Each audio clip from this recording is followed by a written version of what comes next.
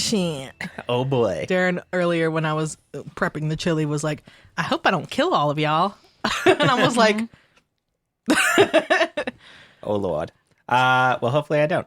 Welcome in, everyone. We are back this week with a specially scary Halloween one-shot. So scary. So scary. Oh my god.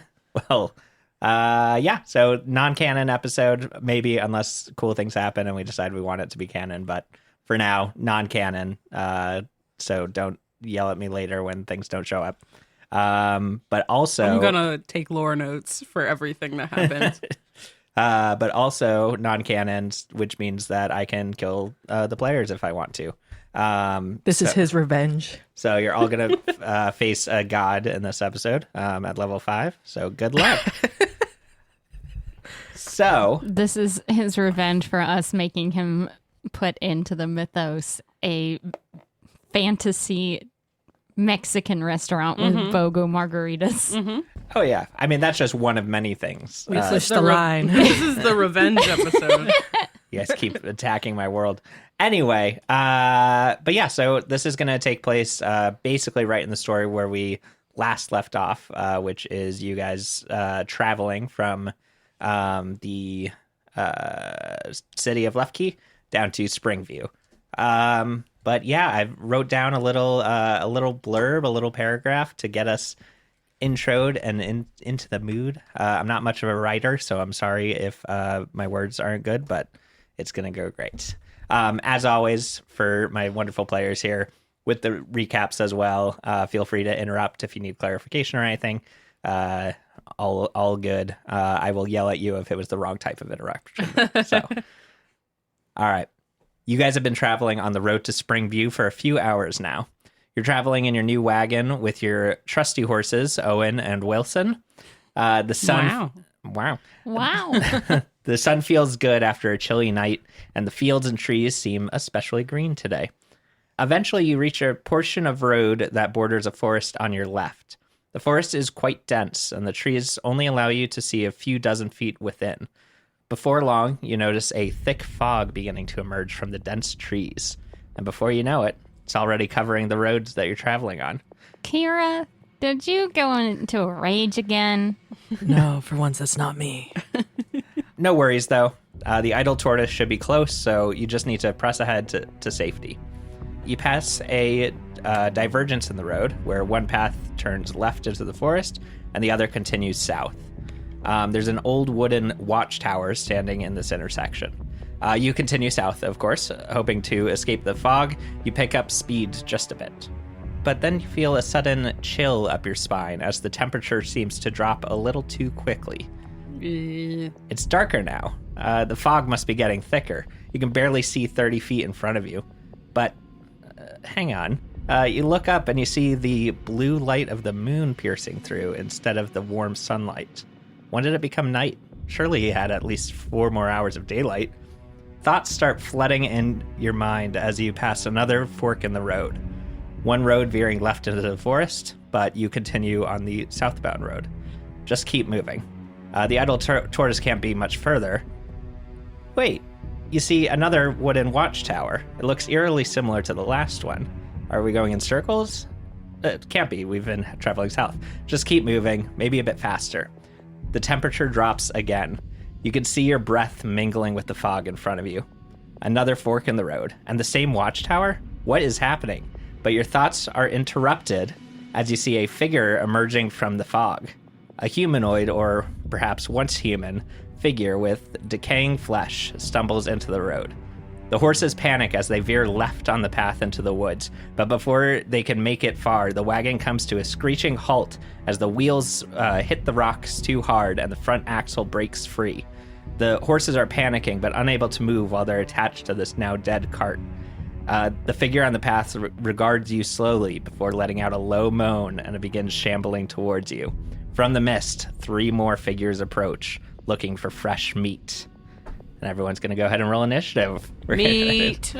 So, and I'll describe a little bit more on what's happening as soon as we get our initiative rolls, because they're coming to Finally get some brains. All right, what we get? Go ahead and call them out. 16. 16. 23. Damn. 12. Wow. Nice. 12. All right. So we're in initiative. For the people at home, for this one shot, we at the table are going to be using a digital map, just because there's going to be a lot kind of happening. You'll see as we go. So it'll help my players to kind of know where everything is at. I'm going to keep giving descriptions. We're all going to kind of help describe what's happening as it happens. So hopefully that won't affect your experience at home. And if it does, too bad, because we're using them anyway. Yeah, shut up. Shut the fuck up. All right, so let's get a description of the lay of the land going. So you're at one of these forks in the road that you kept passing by. As described, your horses and your cart veered left to try to go into the forest to get out of the way of that zombie that was coming at you guys. By the way, they're zombies, if you couldn't tell by the description. The roads Those are actually shambling moaners. Super shambly. super moaning. So It's true. we've got fog kind of covering everything, which I'll explain the rules with in a moment. But piercing up out of the fog, we've got a few hills, which if you get onto a hill, you're considered above the fog and you don't have the effects of the fog, which again, I'll describe in a moment. And then there's also this like old abandoned rickety watchtower that has a ladder that appears to be in working condition. Same thing. If you get up on top, you're above the fog and thus don't have the effects. So if you're in the fog, you have 30 feet of vision in front of you, so you can see out to 30 feet. Mm-hmm. And then by then, the fog gets too thick to be able to see any further. So you're really just looking in that 30-foot radius. Everything within that 30 feet is considered lightly obscured, which won't affect you guys too much, except for the fact that things that are lightly, or if you're making a perception check while looking into a lightly obscured area, you make it at disadvantage. So that should be the only thing that pops up. But again, anything outside of 30 feet, you can't even see. We've also got a few different types of monsters here. So there's 4 total. You guys have 2 zombies coming in on either side of you. Zambi. And then out a little bit further, you see 2 skeletons. They don't have very much skin, if any. A couple of them have a little bit of droopage going on of just like some leftover skin. Gross. The zombies seem completely mindless and just walking towards you to like grab you or punch you or whatever. The skeletons, however, seem to be moving a little bit more tactically. They also have weapons on them. Both of them are pulling out bows and arrows, and they have swords on their sides. So that's just an interesting thing that you see, is that the skeletons appear to be the smart ones in this current situation. Great. Also for us here, we've got that icon of the horse. That represents the 2 horses and the wagon all in one spot. The horses are stuck to the wagon because they've still got the bridles and everything on. But the wagon has like rutted itself into the ground when the front wheels essentially broke off when it hit a rocky patch too hard. So the horses are freaking out. They're neighing. They're like trying to break free of their holdings there as these zombies kind of approach you guys in this area. And you got all this fog everywhere. Fun stuff. First up in initiative, boys and girls, is Banabin, believe it or not. What? What would you like to do? Vanabin is going to go to the horses because they are still within my range They're right there. Yep. of motion. And I'm going to cut them free so they can go run. Gotcha. 'Cause I was thinking of doing the same we're thing. not Literally killing the me too. horses. Yeah, literally all of us were like, okay, first turn, we free the horses immediately so that they can escape.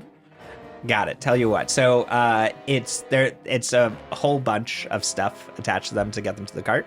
I'd say if you want to take your turn to do this, Yes. you can free 1 horse. And then if you want on your next turn to do another horse, you can, or someone else can get the other I'm horse. freeing one of the horses. All right, here's the important question. Are you freeing Owen or Wilson?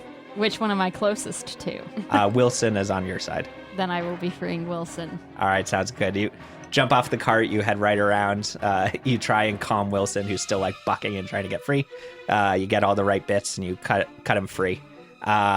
Great. Horses are not in my initiative, so I'm going to add them to the initiative.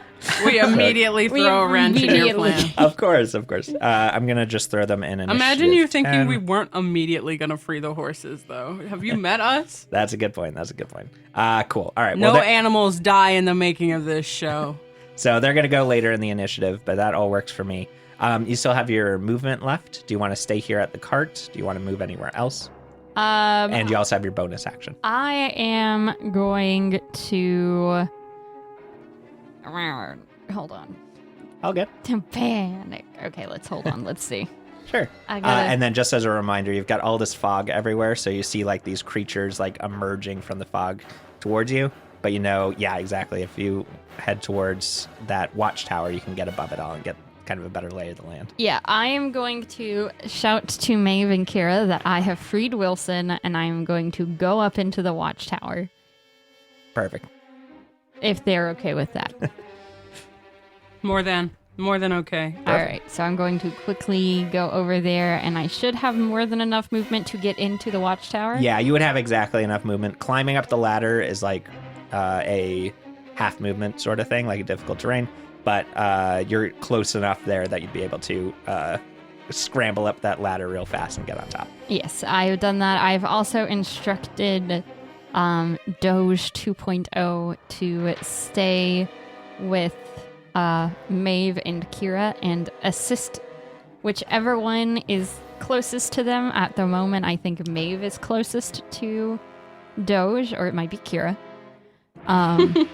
Perfect. And so Doge will be assisting whomever they are closest to. Great. Love it. Cool. So that is Banabin's turn.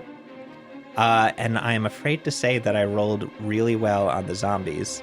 They have a -2 to their initiative, but I rolled They're worse than me. I rolled a 19, so they got a 17 initiative, which is just above Maeve. So they Nice. will be going before anyone else. So we've got one behind you guys. That's the one that like scared the horses into turning down the wrong path.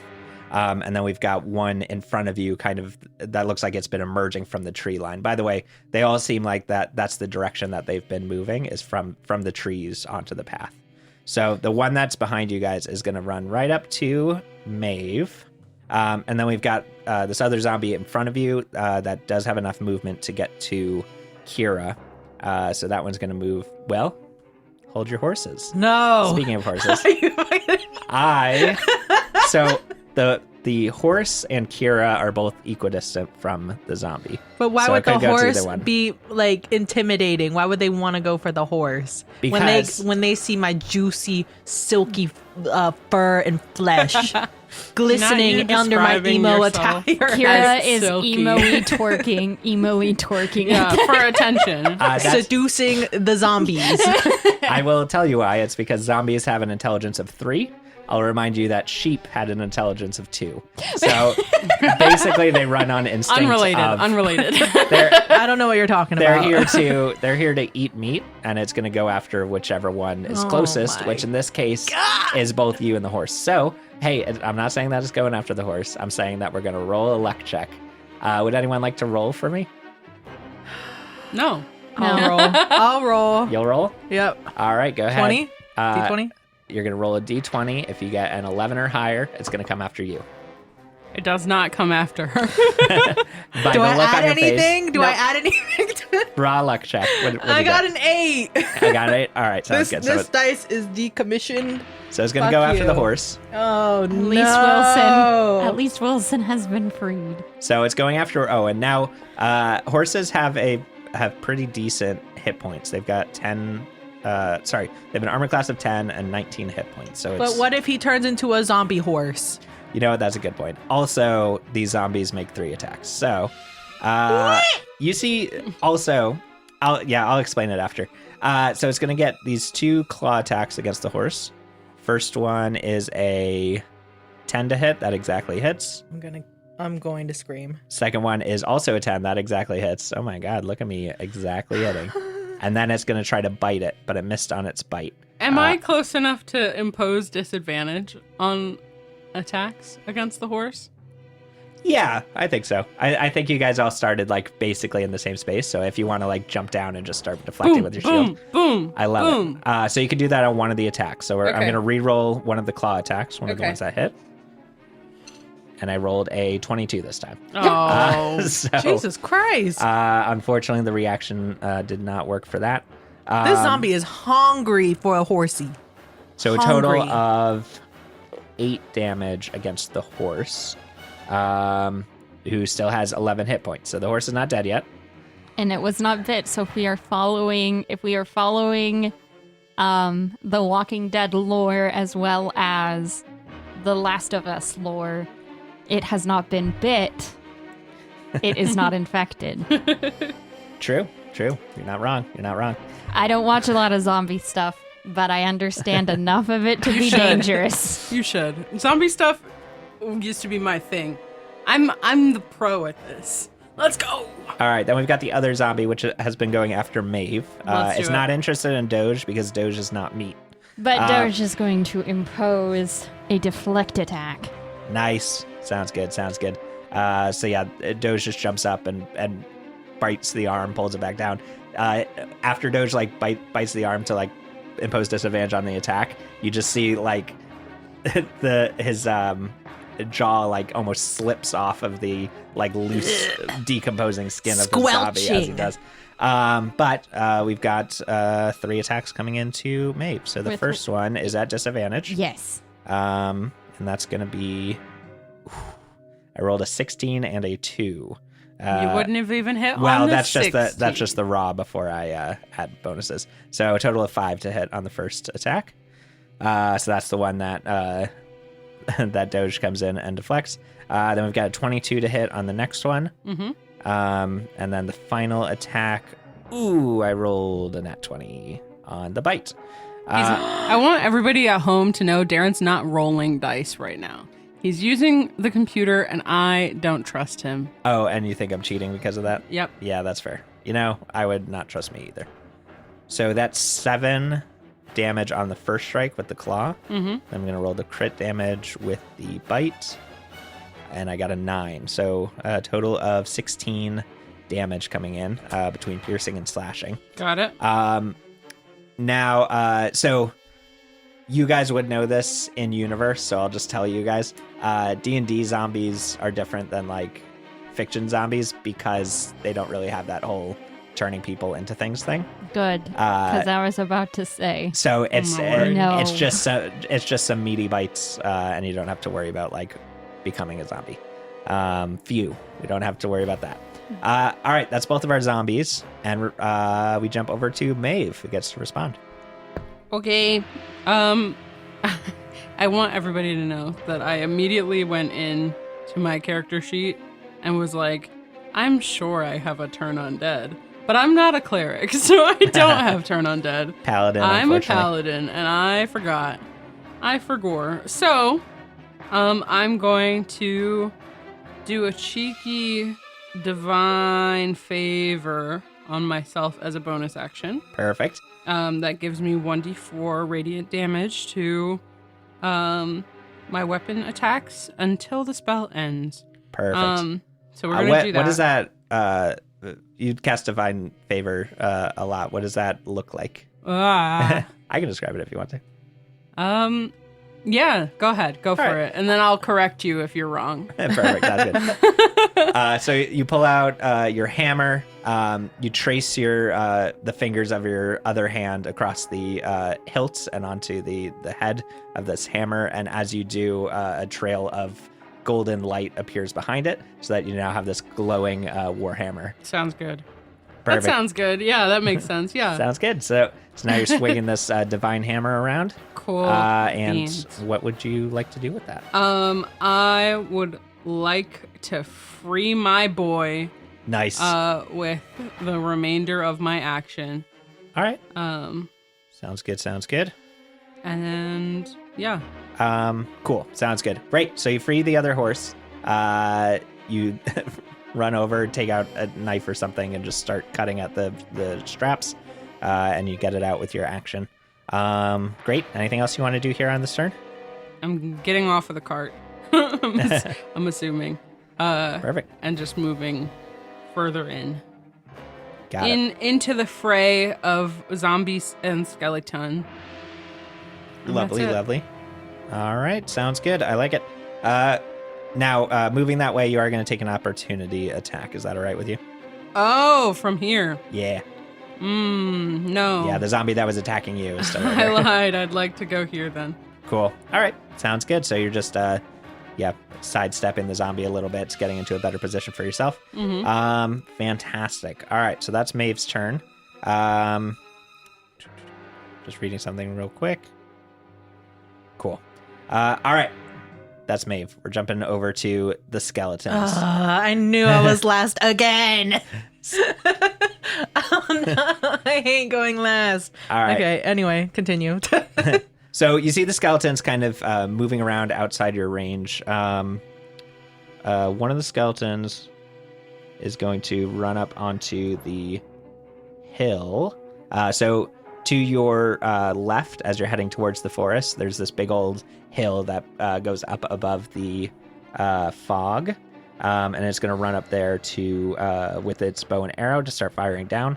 The other one, I think, would like to be in that watchtower, but he's not going to do that. What is he going to do? Get wrecked. He can There's go. not enough room for him up He there. can pound sand. He's going to stay down on the ground, but he is going to continue to use his bow and arrow. He's going to move away from the watchtower a little bit, though, just to get slightly more out of range of Banabin if possible. And they're both going to take some short bow attacks. So the one that is on the hill across from Banabin, actually, let me check the range on that. 80 feet. Ah, fantastic. So a skeleton's going to shoot at you, Banabin, with his bow and arrow from across the way. He got an 11 to hit. Misses. Dang it. And then the one on the ground is going to shoot at. It's going to shoot at Kira. So he's a little bit further back from the horses and everything. He's letting the zombies do the footwork, but he shoots in at Kira with a 14 to hit. Nope. Dang it. All right, that's their turn. Easy enough. Great. Kira, you are up. You're right next to this cart with the horses. You've got two zombies coming in Whoa, from the other sides. horses are gone, right? They haven't not taken their yet. turn. They're just free. Sake. Oh no. Okay. Okay.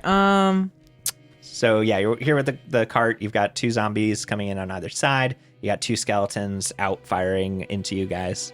What would you like to do? I'm gonna go and attack one of the zombies. The Are zombie. you going to go into a rage first? I am. Okay. Okay. You just didn't say anything, so I was like, wait, no, you should go to a rage first.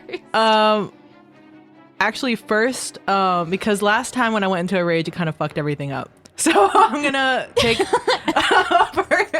Not that we talk about that, but I wanted to move and then do. Oh no! But if sorry, I should have planned this out. I am gonna go into a rage. Fuck it. Who cares? If All I turn right. into a sheep, I turn into a sheep. My only worry is that you might kill the horses. With Hold on, whatever okay. your rage thing is. I know. That's why. That's why I wanted the. Can I? No, that's a bonus action. Raging is bonus action. I was like, can I bonus action slap the horses' asses and like make them go? But like, They do go next. They're next in initiative. So you just gotta wait. I mean, you could now. You can always change your turn in initiative if you want to by delaying it and going later in initiative. You can't go earlier in initiative, but if you want to say, I just want to go after the horses, then we can delay your for initiative. just this turn. No, for that would the be for the entire entire combat. I'm entire time. But the horses are going to run away, so technically Okay. it would just be this turn. Okay, but okay, yeah, I'll do that. I'll delay. You're gonna delay? All right, sounds good. And that in that case, the horses are gonna go. They're gonna run away from all this action here, so they're heading away from everyone. However, that does mean that Owen is gonna take an attack of opportunity as he sprints away from the zombie. So, zombie's gonna try and whack him with his claw. He definitely hits. Come on, Owen. You can do it. You can do it, buddy. Only does 4 damage. Owen is fine. Owen is at 7 hit points. He's not fine. He's fine. He's gonna need a spa day. All right, so with that, let's see. How far can they move? 5, 10, 15, 20, 25, 30, 35, 40. They can dash. The horses are gone. They're out of here. They can go so far. They just start sprinting 80 feet down the road in the direction that you guys are heading. Woo. Hopefully they get out of the fog. Who knows how far this fog goes. Great. So that's the horses. Now, Kira, you can take your turn. Okay, I'm gonna take an opportunity attack. Okay, sounds good. So you're going to move away from the zombie that's next to you and Maeve. All right, so yeah, you move away from the zombie. You're now moving towards the other one. As you move away, you're going to take an opportunity attack from that one. Let's see. Claw attack. Whacha. 8 to hit? No, Makes sense. Fantastic. All right, and then go ahead and take your turn as you would. I would like to rage. All right, roll a D100 for me. Let's see what's on this wild magic table. 34. 34. All right. That is not the sheep one, and if I remember the number that happened with Sibo, that is not the necrotic one either. No. No, you're fine. This is a good one. Okay. This is what Don't smile. No, I just like the idea of tracking which ones do which. So that you can We really figure it out. should. Okay, 34 is what? Until your rage ends, you are surrounded by multicolored protective lights. You gain a +1 bonus to armor class. And Oh my while God. within 10 feet of you, your allies gain the same bonus. Oh my god. So, you just get all of these. It says multicolored, so you get Strobe lights. rainbow gay strobe lights circling around you. And you hear in the distance, "Unts, unts, unts, unts." I really thought rave. I was like, so Kira's now in a protective rave. 100%. Awesome. So yeah, you've now got this protective flashing light around you. That's gonna hopefully deflect some attacks. And so it's just +1 to AC. +1 to your armor class. Yeah, exactly. And then any allies within 10 feet of you also get that get the +1. So right now, no one's within 10 feet. But if anyone gets closer, they get that benefit. Okay, I'm gonna scream at Maeve. I'm gonna be like, "You gotta join the party! Unts, unts, unts. It's so cool over here! Unts, unts, I unts, unts. roll my eyes. I'm feeling so good." Nice. And All then right. I'm well, gonna attack. Sweet. Sounds good. Go for it. Oh my god, I thought that was a nat one. That was a 7. 15 to hit. 15. That hits. What are you attacking with? My great axe. Great axe? All right, sounds good. Go ahead and roll your damage for me. 17 damage. 17. Lovely. It's still alive, but something else happens as well. Could you go ahead and just roll a d20 for me? Just let me know what you get. An 8. An 8. Fantastic. So with an 8, you swing in a little low. You strike it in its leg and sever the leg off. The leg falls to the ground. This zombie is now leaning over, balancing on one leg, hopping around, basically. A few effects happen with that. That's actually a good one to roll, so congratulations. The zombie's speed is halved, and the leg on the ground you see is like moving around still and like coming over to try and like kick you from the ground. It's inchworming. Exactly. You see you've chopped off this zombie leg, and the leg itself seems to have a mind of its own, which is unusual for zombies, by the way, if you were unfamiliar with zombies. If you've ever heard of zombies before, you would know. That if you chop off a bit, the bit dies, but in this case, it is alive. Great. Do you want to attack again? I'm gonna look down at the leg and I'm gonna be like, "Buggy from Two Piece?" And yeah, I would like to make another attack, right? Perfect. Yep. Go for it. Okay. Being level 5 is so cool. 16 plus 8. Yep. Definitely hit. Just because it's fun to tell you guys, zombies have an armor class of 8, so you will be hitting most of your attacks. They are slow moving and do not duck out of the way. Ooh, that is definitely a 1. 6, 8 damage. 8 damage. Do I need to roll another d20? Yes, you do. Yep. Go ahead and roll another d20 for me. 3. 3. Well, it worked so well the first time that you might as well go and chop off the other leg. And so you do. The zombie now falls to the ground, and it now has to use its arms to crawl. And it is prone. It's considered prone. So you'll have nice. like advantage on attacks and such. The other leg is now doing the same thing, inchworming on the ground towards you. And that is... anything else you want to do on your turn there? No, I'm All great. good. All right, sounds good. So we've got this zombie. We've got its 2 legs. That's the end of the initiative order. We're going to be jumping back up to Banabin. But before we do, Banabin, could you please make a perception check for me? You finally get up to the top of this watchtower. You dodge out of the way of an arrow that goes sailing by, and you look out and take a quick lay of the land.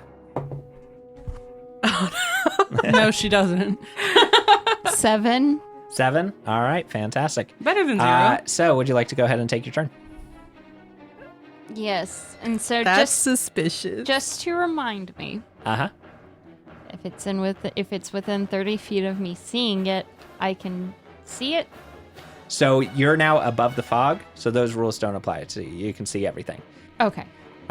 So luckily you got yourself up above the fog, so you can see all the people and stuff moving below you. They're deep within the fog, so yes, that 30 feet rule that you just mentioned, they can't see outside of that. Gotcha. I'm going to yell down to Maeve and Kira that Owen and Wilson are safe. They got away. And also warn them of the skeletons. I'm also going to bonus action branding smite Lovely. on myself, and I am going to go and javelin of lightning. Hopefully the zombie in front of hold on, let me make sure. Yeah, do you have the range on that javelin? 30. Awesome. Cool. So yeah, the zombie in front of Kira. Gotcha. I am not using the black dice the black D20 that I used last time. Storm just sliding over 20 d20s. Be like, use one of these, please. All right. All right, cool. So yeah, go ahead and throw it at that zombie in front of Kira. That was an excited face. 25 to hit. That Oh 100%. my Yippee! Yay! Okay. Good job. And you're attacking. So you're attacking the zombie with your lightning javelin. Yes. And I have barding smite on. Oh yeah. God. All right. This will be overkill, but I would like to know all the damage that you do because I think it's fun. This never happens. All right. So All right. So for the piercing is 1d6 plus 3. oh, and the target doesn't get to make a dexterity saving throw against lightning, so it's just going to take all this damage. So yeah. 8 piercing Lovely. plus 6 plus 6 lightning Lovely. plus 5 radiant damage.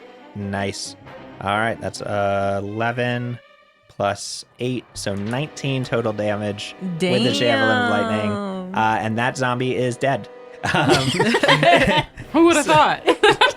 So, Kira, you're attacking the zombie. You chop off both legs. You lift your axe above you to get the finishing blow, and you just hear the crackle of lightning as a javelin comes down from the heavens. It strikes into the zombie. It explodes in lightning. Yeah, there you go. And now there's a dead zombie in front of you. I'm gonna look around and be like, I knew God was trying to kill me. I'm too powerful now. I also will just remind you that the javelin has been thrown and is in the back of that zombie. So if anyone wants to throw it again, they're going to have to retrieve it from that spot. I will mark this spot. Thank you. No problem. And then I get one more attack.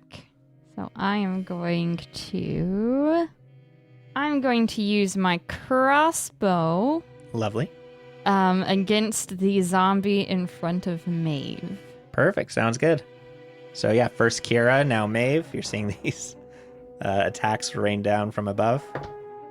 I like this. I like this D20. Nice. So far, so good. 24 to hit. 24 hits. Go ahead and roll your damage. All right. So D8 is this one? Yes. Ha. Okay.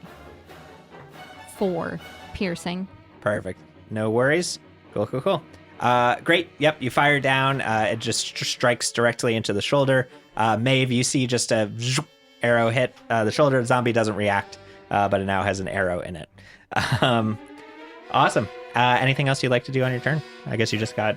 no, you used bonus action. You want to stay up there in the tower? Yes. Makes sense to me. All right. So- Also, during this time, Doge is going to hover over to Maeve. Perfect. Got it. And, can also do a force empowered rend. Oh, great. You'd like to do that instead of helping Maeve with an attack? Well, I have deflect attack as a reaction. Yes, so deflect attack is, I was saying instead of taking the help action with Maeve. Oh. You can only do one or the other with the help action. Deflect attack will just help defend her if someone attacks her.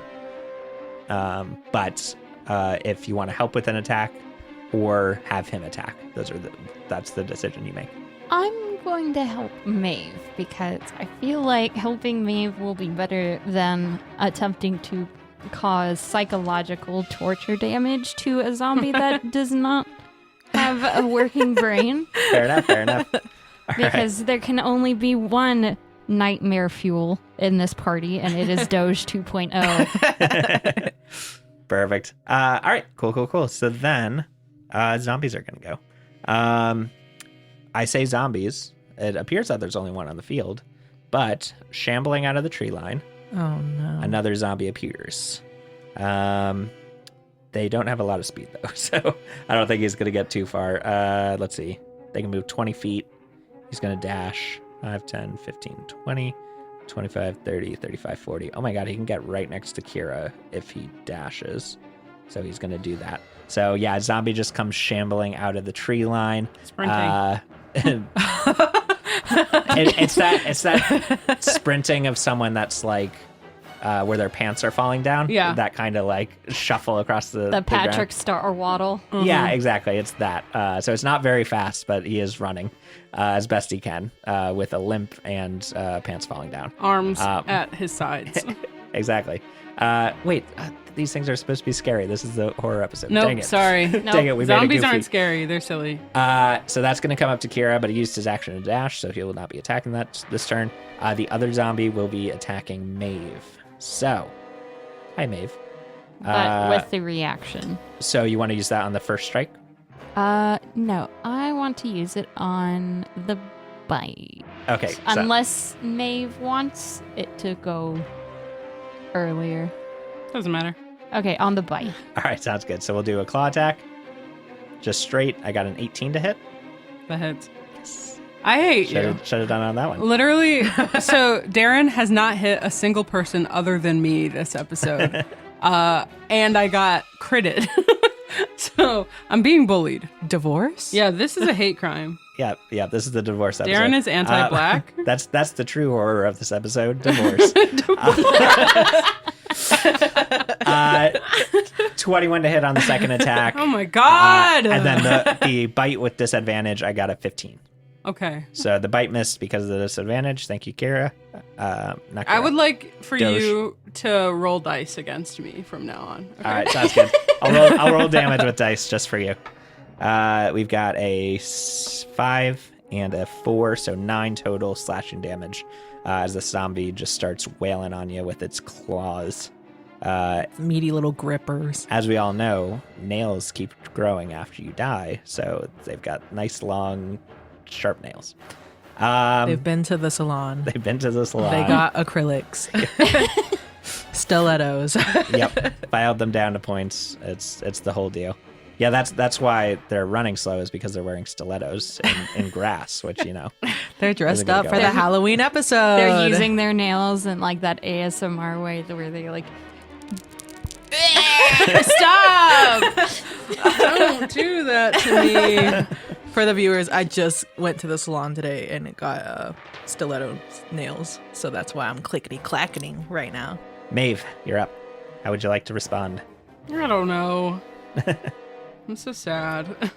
That you keep getting hit? Yes! I'm sorry. This is unfair. And I don't know. I feel like I should heal myself so I don't die, but that's so boring. I guess I will attack it. Okay. Go for it. I'm stressed. Don't be stressed. Be excited. Attack a zombie. The absolute 20. glare. Of course. That was the power of divorce that guided me, All right, go to roll your damage. You're doubling all of your dice, including my d4s. including your d4s. Yep. And you have Wowie. inspiration. I already had one, and they don't stack. 5 is 14, and 3 is 17. Damn. All right. Cool. So it's still alive, but you hit it for a lot of damage. And with this massive strike, you also have to roll a d20 for me, please. 8. It's a leggy. It's the leg again. My leggy. Yep, sounds good. You do like hit it like center mass, like right in the chest, and then a leg just pops off. You know, zombies, they're just goo. They're just now made of goo. you got this little leg bouncing around. The zombie itself is like trying to stay up. Great.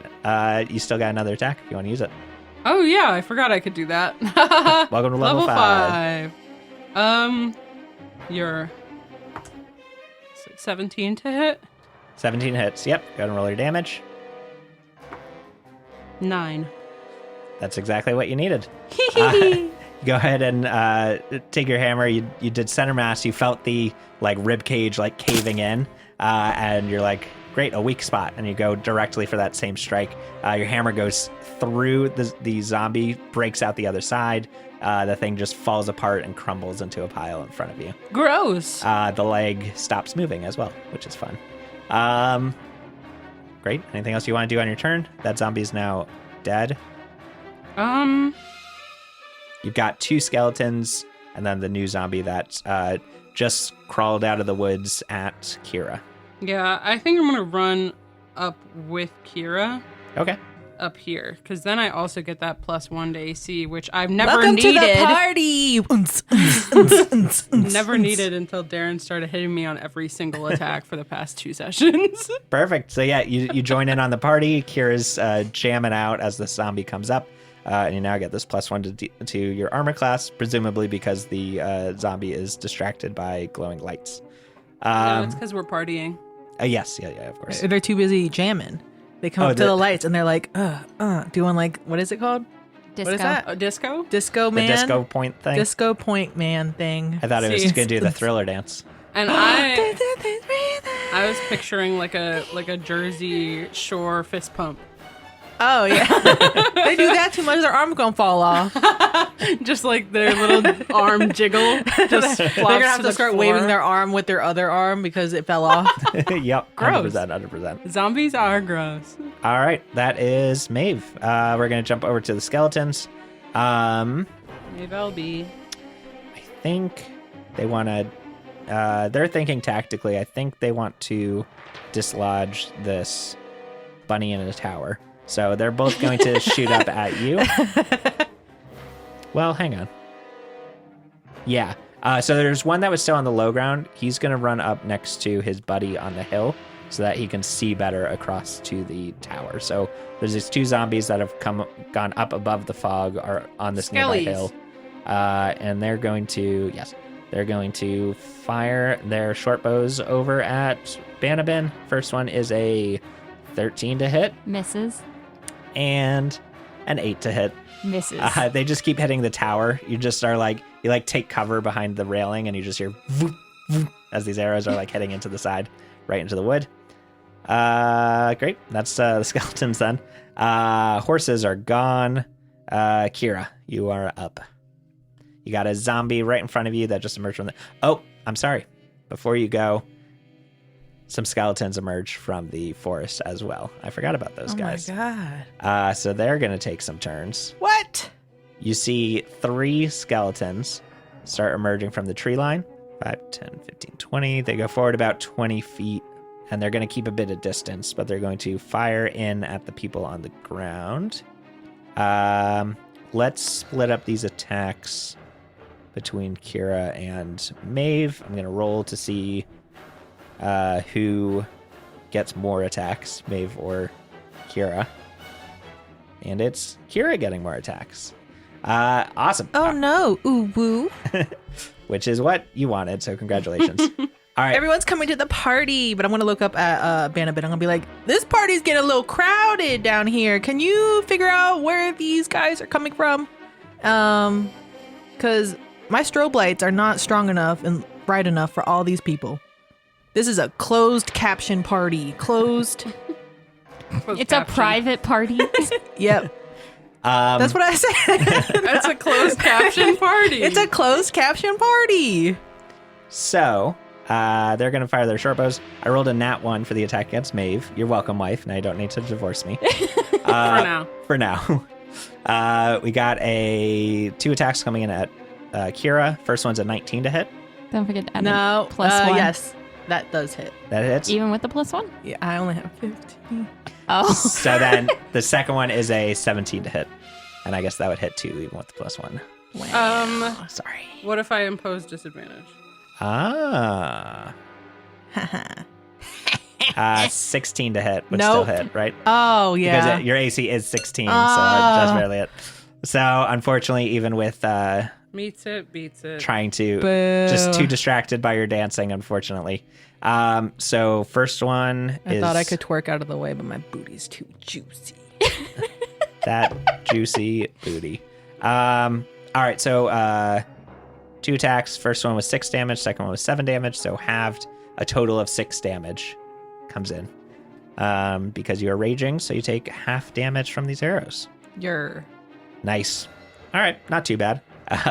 You're taking them like a champ, barely even noticing with all your dancing. Probably hopped up on drugs. There's no way to know. All right, that's the bottom of the initiative. We're gonna jump back up to Vanabin, Whoa. but she's going to. Whoa. You forgot about me after you just...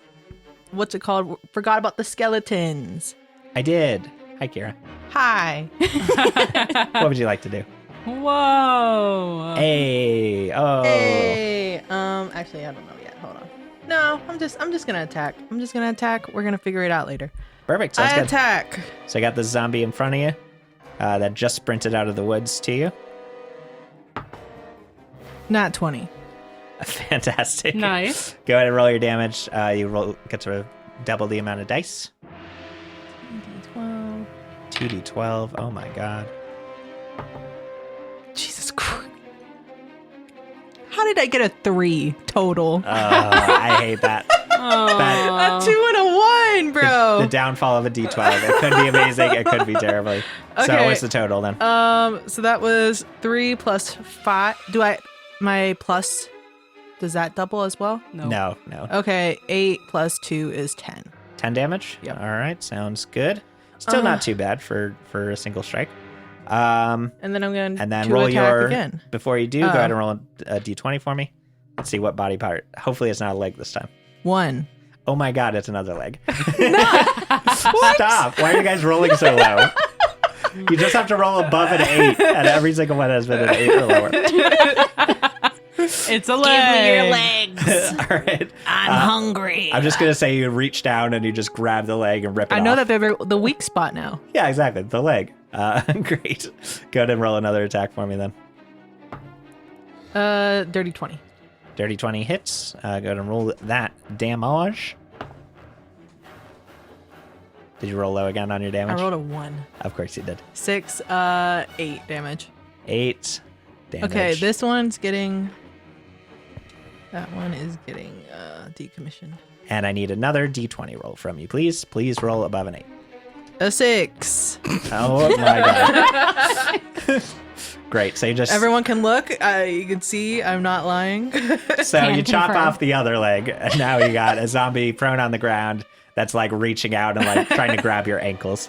The true horror is the fact that we keep going for the legs. You gotta go for the legs. Everyone who's played, what's the game you played? Dead Island, Island. knows that you shoot the legs off first so that you can take it off easy. Yeah, then you just take your time. Take your time. Oh Let it follow you. no! What are you gonna do? Yeah, zombies are way less scary when they can't sprint after you. Yeah, because that makes so in this game, zombie speed is 20.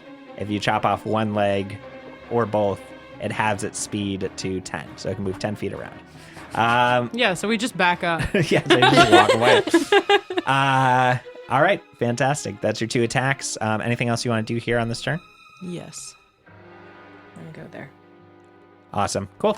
A little bit of repositioning. You're now getting on I'm the dancing around the zombie. perfect, getting between the zombie and the 3 skeletons wait. that have emerged from the tree line, and we are good. So, end of initiative order. We're jumping back up to the top. Annabin, I would love another perception check from you, please. Please, for the love of all that is good, please let me get a good perception check roll. Are you using the black dice? Nat Yes. 3. Why? No, I'm using the good one. Oh, okay.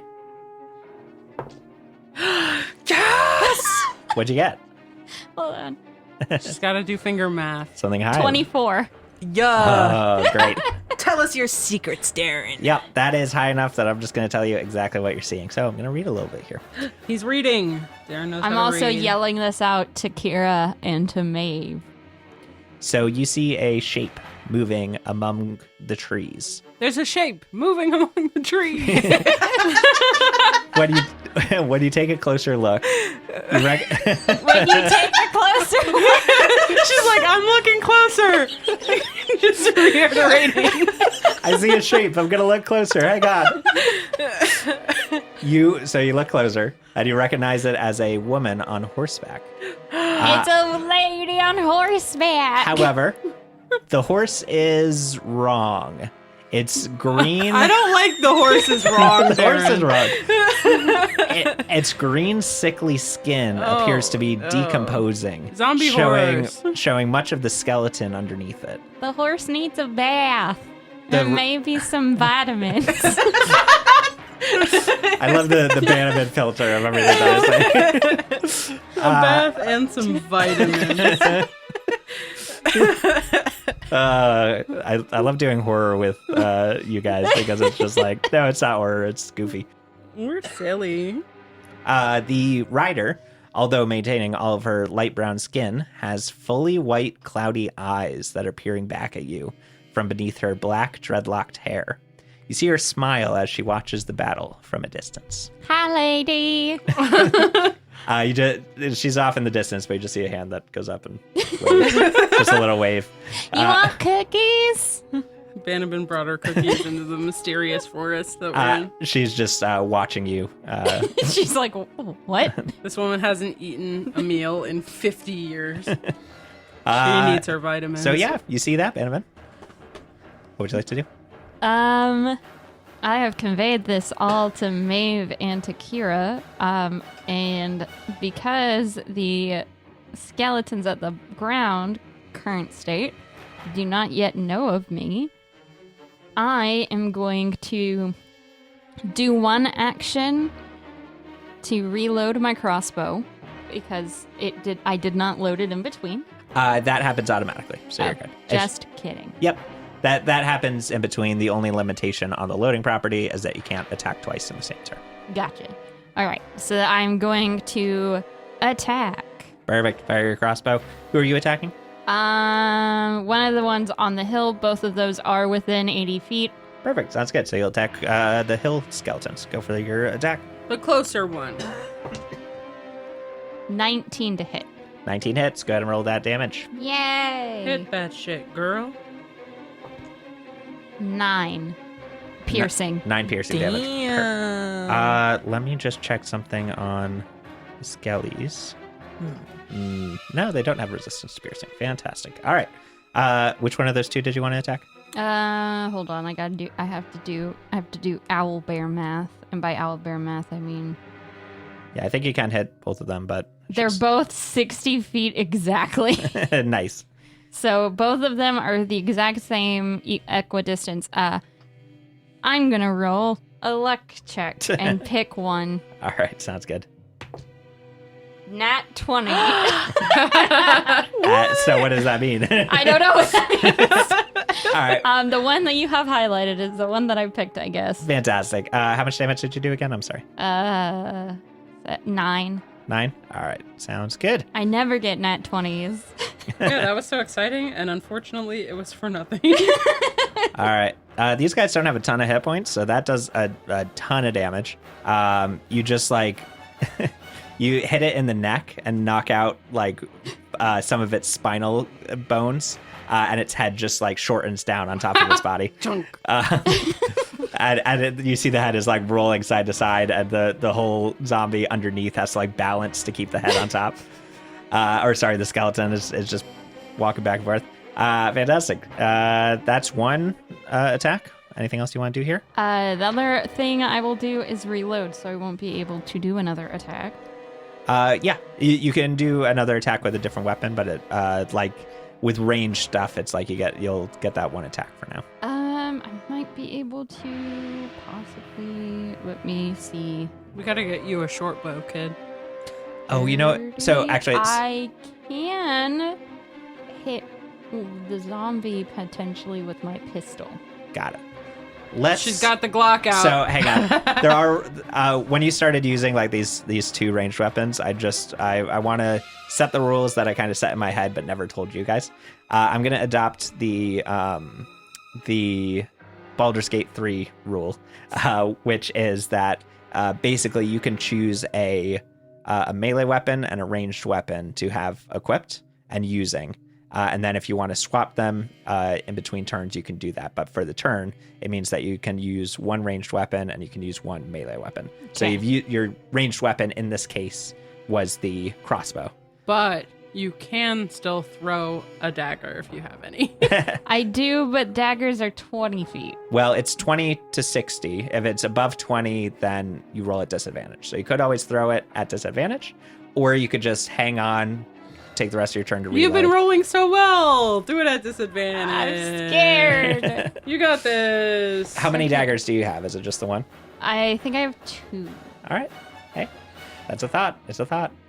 I'm sorry if it goes bad and I hit one of you guys. Hit Kira. Just don't roll a 1. Damn. Don't hit me. I can't survive it. I need to heal on this turn. 2. 2 misses, unfortunately. I'm That's sorry. fine. I didn't hit anybody.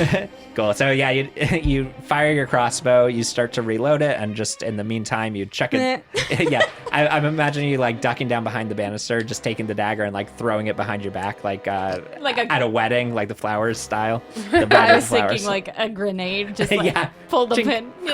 And it just goes clattering on the ground next to the zombie. In the meantime, Doge is going to come up here. Why don't you have Doge bring you the javelin? Can Doge do that? Sure. Why not? Object interaction to pick up the javelin. Considering Doge going up a ladder, I'm just gonna say he can. He can hover. Let's just set precedent. Yeah, exactly. Elevator style. He just like goes up to the ladder and just like travels directly up. He doesn't change his body orientation at all. Yeah. He just is now going up. I'm thinking of like old video games where like when you use stairs or something and the person is still doing the same exact walking animation. All I'm saying is if Halsin in bear form in Baldur's Gate can climb Does a he ladder, have enough movement to do it without so using a can dash Doge. action? I think so. He has movement speed of 40. It took 10 to get to the javelin, and then 25 to get him. 25 to get That's to me. plenty. Yep, you're good. Why don't you set him? He's playing fetch. I'm gonna move him. Or no, Good you got dog. it. We'll just keep him right there because next action I'm gonna have for him is to get back out there. Perfect. So he's at the ladder. He elevators up to you, hands you the javelin, and then elevators back down to the Thanks, floor. Doge. I'm gonna get rid of What an I'm icon. just gonna move it right there because I'm gonna throw it again, and that way we can just. we can keep track of where the javelin is. I like it. Awesome. All right, that is Bannerman's turn, I believe. Anything else? You all good? No, I just yell, there's a lady out there. She has very nice hair. and her she has some super nice eye contact thingamabobs that make her eyes all white. She waved at me. But what about the horse Vanabin? Oh, I already said the horse needs a bath and some vitamins. Oh, yeah, Yeah, we that's heard good. the vitamins comment. Yeah, exactly. It's just the horse is a little sick. It's got Kira's gonna the yell flu. out like, "Does she need vitamins as well?" I mean, she didn't say she wanted any of my mom's cookies. Oh, we have to kill her. You killed her? She waved at Banabit. All right, we got this zombie on the ground. Somebody's so confused. It is now prone, so it rolls at disadvantage with its attacks. It's just nipping at Kira's ankles. So the first, Stop trying to eat me. so we got a 5 to hit, which misses, I'm assuming. How about an 8 to hit? Those are its claw attacks, and then it's just gonna try and bite your ankle. No, 14 to hit with disadvantage. Sadly. All right. Yeah, you're just doing your dance, which has a lot of Yeah. foot movements, and it's trying to like grab your feet, and you're just moving your feet too much. She's goth kid under the bridge dancing. Yes, literally, I was about to say that. Yeah. I was about to say that. I was like, oh, I gotta say, oh, mind link right there. Lovely. Love you, baby. Well, that's the zombie's turn. We're moving over to Maeve. Sorry, I injured myself. Okay. We're moving over to Maeve. Yes. Uh, You're there with Kira. You've got this zombie prone on the I ground. need to heal so bad. Heal. Heal. You guys are But starting. that's so boring. But you have 2 attacks. You can't attack and heal in the same turn. Can you not? I mean, if you use a, do you have any healing potions? You could bonus action. We do healing have potion. potions, and we do. I did give you those spell scrolls. You really Yeah, that would be an can't. action. I think it was cure wounds that you gave. I think. Yeah, I give cure Why wounds. can't you cure wounds and then smack Because a bitch? cure wounds is an action. but you And have 2 only- actions. No, You you, don't have have- 1 action, but you get 2 attacks in an action. Ah. So if you don't attack with the first action, you can't do a second attack, which is super lame, and I hate it. So thanks a lot, We hate D&D. D&D. I mean, we could always switch to Pathfinder to the 3 action system. Oh, shut your hole. Yes, ma'am. Okay.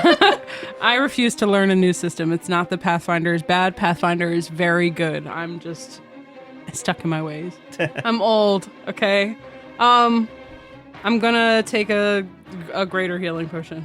Okay, sounds good. So go ahead and roll the healings for that. That would be 4d4 plus 4. 2d4 plus. Yeah. Yep. 4d4 plus 4. Do it. 4, 4, 4, 4, 4, 4. 4. Okay. R.I.P. That's what I got 4. at. Or used to get at 6. Wendy's. I know. Rip. They took the only thing that 7. I loved. 8 They realized it was too good of a deal. plus 4. That was not nearly enough. 12. 12. All right, sounds good. Cool. So you get a bit of healing. That's your bonus action, and you still have your full action. Cool. I'm going to attack. Perfect. You're attacking the I zombie on the attack. ground? Yeah, I was copying Storm's I attack. That she always does directly into the microphone. Well, it's prone on the ground with no legs. So Yeah, you I can get go ahead and advantage. roll with advantage. Yep. No leggies. By the way, the legs also got to go on their turn, but legs don't have attacks, so they just came over and started dancing with you. Yeah, these 2 legs that are just, They're Pixar lamping. They said, last night I think of you. Okay, this is a 13 plus 6, 19 to hit. nice. That hits. Wonderful. And roll that damage. Okay. That's 7 plus 3 is 10 damage. 10. Got it. This thing is on death's door. But Well, not I'll quite do it again. That's 16 to hit. Yep, that hits. I mean, I guess I can roll with advantage, but yeah, 16 to hit. Lovely. Go ahead and roll that damage. 5. Perfect. Cool. Plus 3, 8. Awesome. You just take your hammer. You strike clean and true right at its head. The head I picture explodes like across a the ground. Looney Tunes, like jump in the air and the hammer hits the ground, kind of it. Perfect. I And, do a split in the air. and while just the hammer like hits the ground. smashing a pumpkin, its head just explodes into goo and matter. That's all why I across did the ground. split, so I didn't get on my shoes. Yes, of course. Yippee! Kira I do took a a little little bit, spin. but it's okay because she's dancing. That's fine. Um, It adds to the vibe, the blood. Yeah, exactly. Dancing in the gore.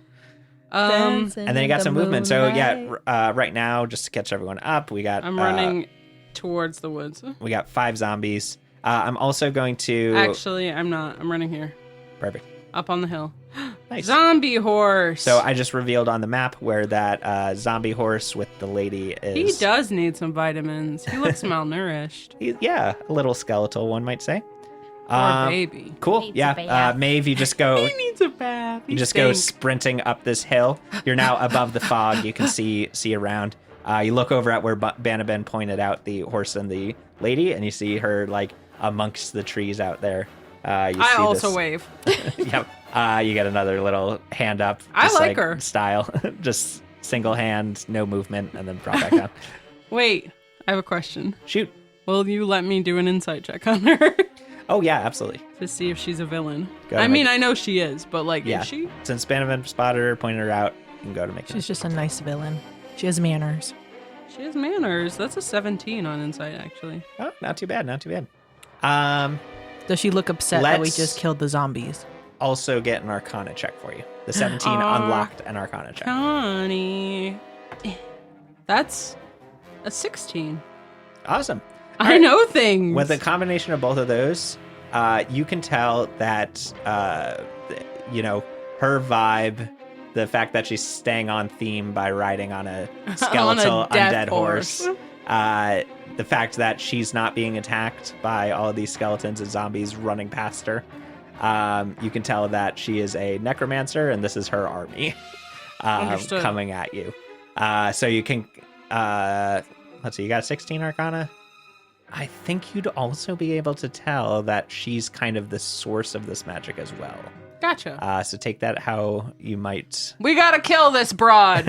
I told you. I But scream. why? Maybe we can. Maybe Nope. we could have. She's gotta die, Banaben. She's gotta die. But why? She waved She at didn't me. want your cookies. That was her first red flag.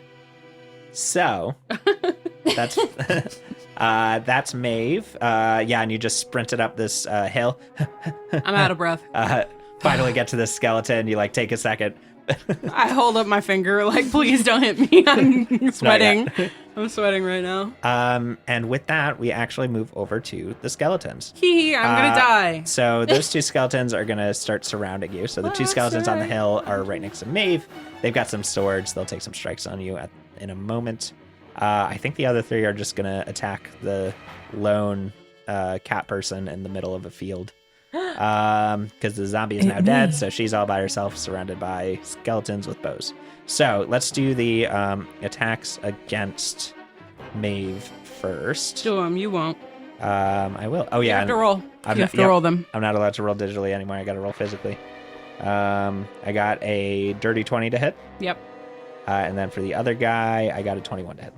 No, you fucking did. Let me see the I dice. rolled a 16 and a Let 17. me see. I got a 'em. 16 and a 17. All right. Okay. Oh no, he's using the Dimension 20 dice. That's Yep. allowed. If Brennan lucky Lee Mulligan dice. wills it, I'll allow it. All right. So that's going to be a so 2 short sword strikes. First one is 8 damage. Second one is 3 damage. Nice. I Good thing rolled I a healed. 6 on the first one and a 1 on the other one. So that's 11 total damage coming in at you. Thank you for doing the math for me. Of course. You know, they just 8 start is not my magic number. So you get up to the top of the hill, you're out of breath. You put up your finger, like, wait a second, and they don't give you a second. And they chop at my finger. no manners. And then we've got these 3 skeletons in the tree line that are all going to start firing at Kira. She's still dancing with her light, so you get that +1 to armor class. First attack, 14 to hit. No. Second attack, dirty 20 to hit. Yes. And third attack, a 6 to hit. Great. So only 1 gets through. I rolled net max damage though. So 8 damage, half to 4. You take 4 piercing damage. They're getting into the groove of these lights and the music. So they miss. Great. So that's the skeletons. That means we're over to Kira. What do you like to do? It me. Okay. Question. Yes. Can I see the lady? Yeah, you can make her out in the tree line. She Okay. has mechanically, she has a little bit of cover from like ranged attacks because of all the trees. But you can see her and know where she is and everything. Okay. I would like to move there. All right, sounds good. You run up closer to the skeletons. Yes. And I would like to cast Hex on the lady. Ah, lovely, lovely, lovely. Which, lovely. why I asked, have because I enough have range. to see. Okay, gotcha. It's 90 feet of range area. Plenty of distance. Great. All right. So until the spell ends, I deal an extra 1d6 necrotic damage. Oh, it's necrotic. Anyway, I'm gonna try it. I'm gonna Yeah, try sure, it. I'm sure, gonna sure. see what's going on.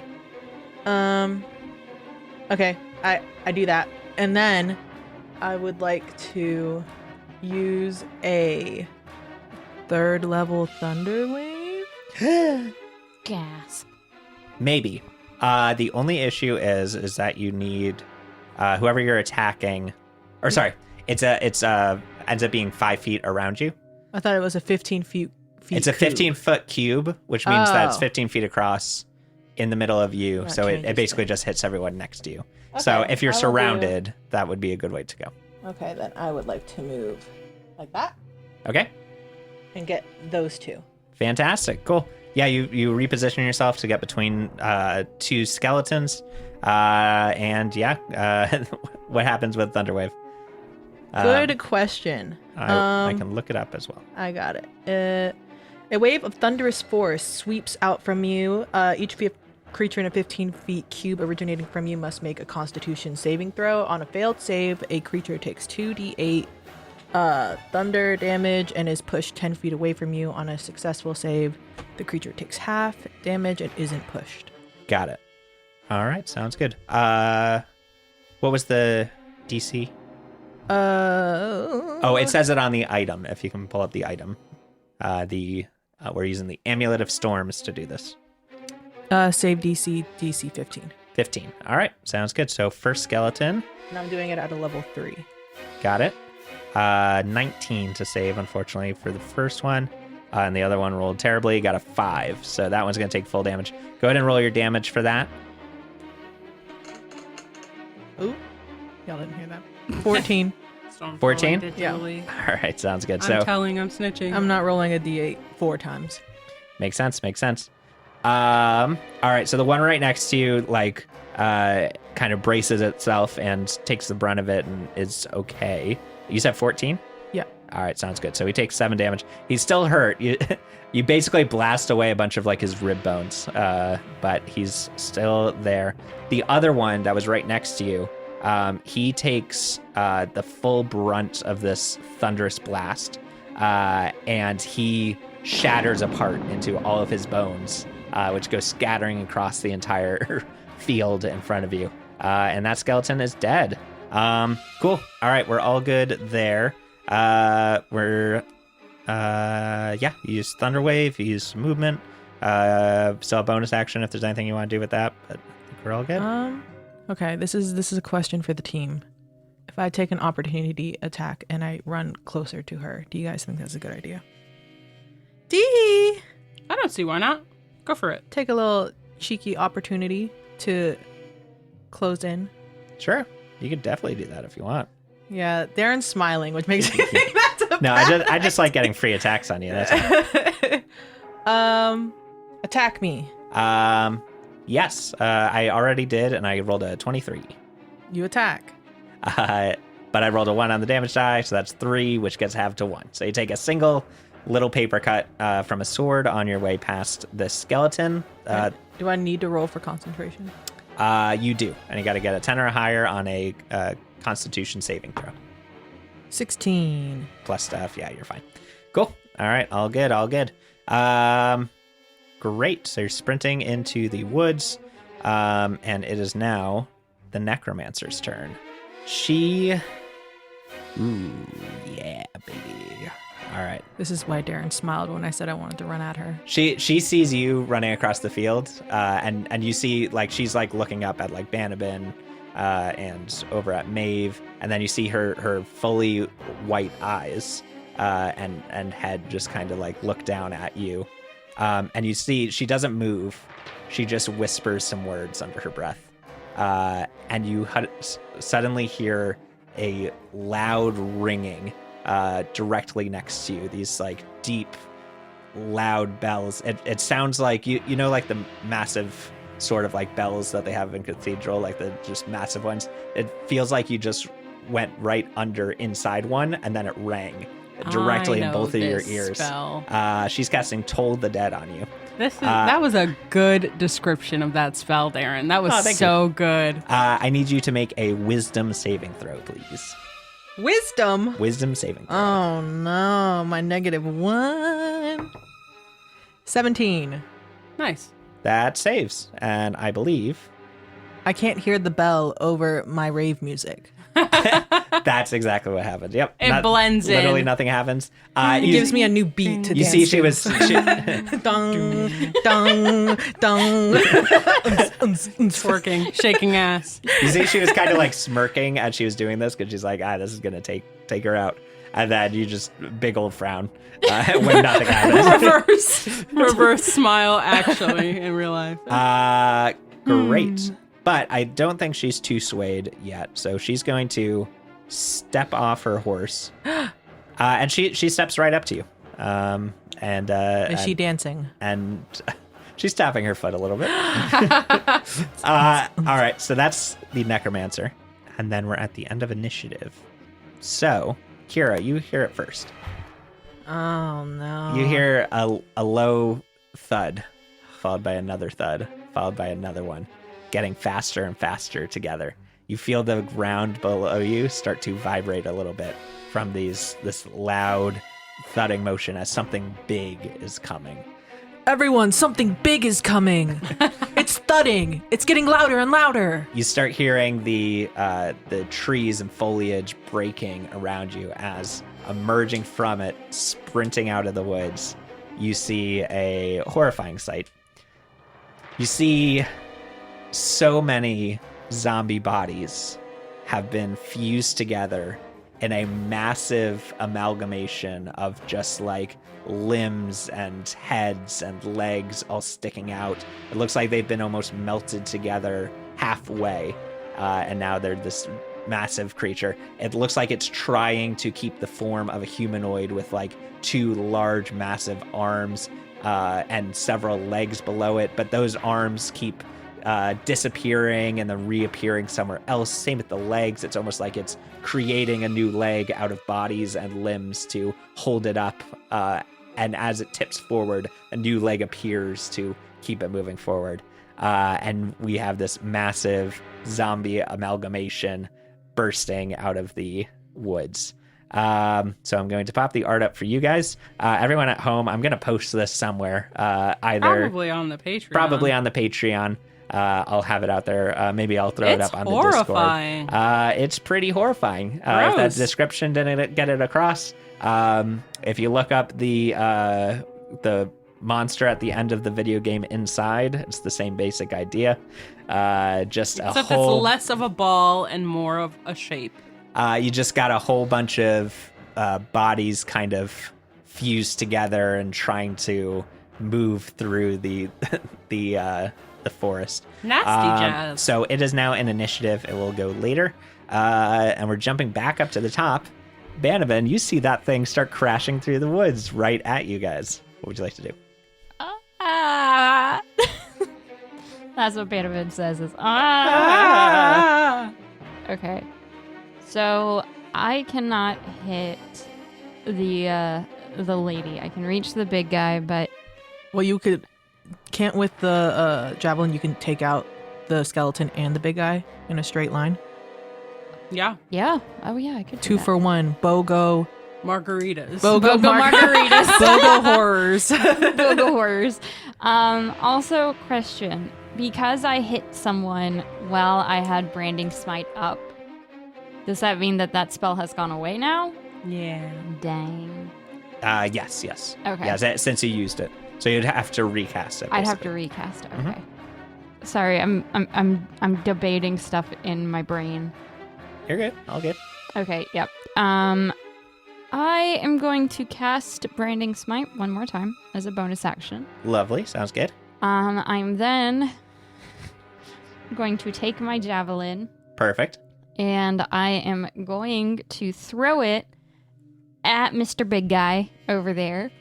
Perfect. And I'm going to just try to hit in lightning and hit as many of them as possible. Perfect. You can definitely hit the skeleton that's between you and the zombie mass. So you'll get him, and you'll get the mass, Big Daddy. the swarming mass. I'll tell you what it's called in D&D. It's called a zombie clot. So Gross.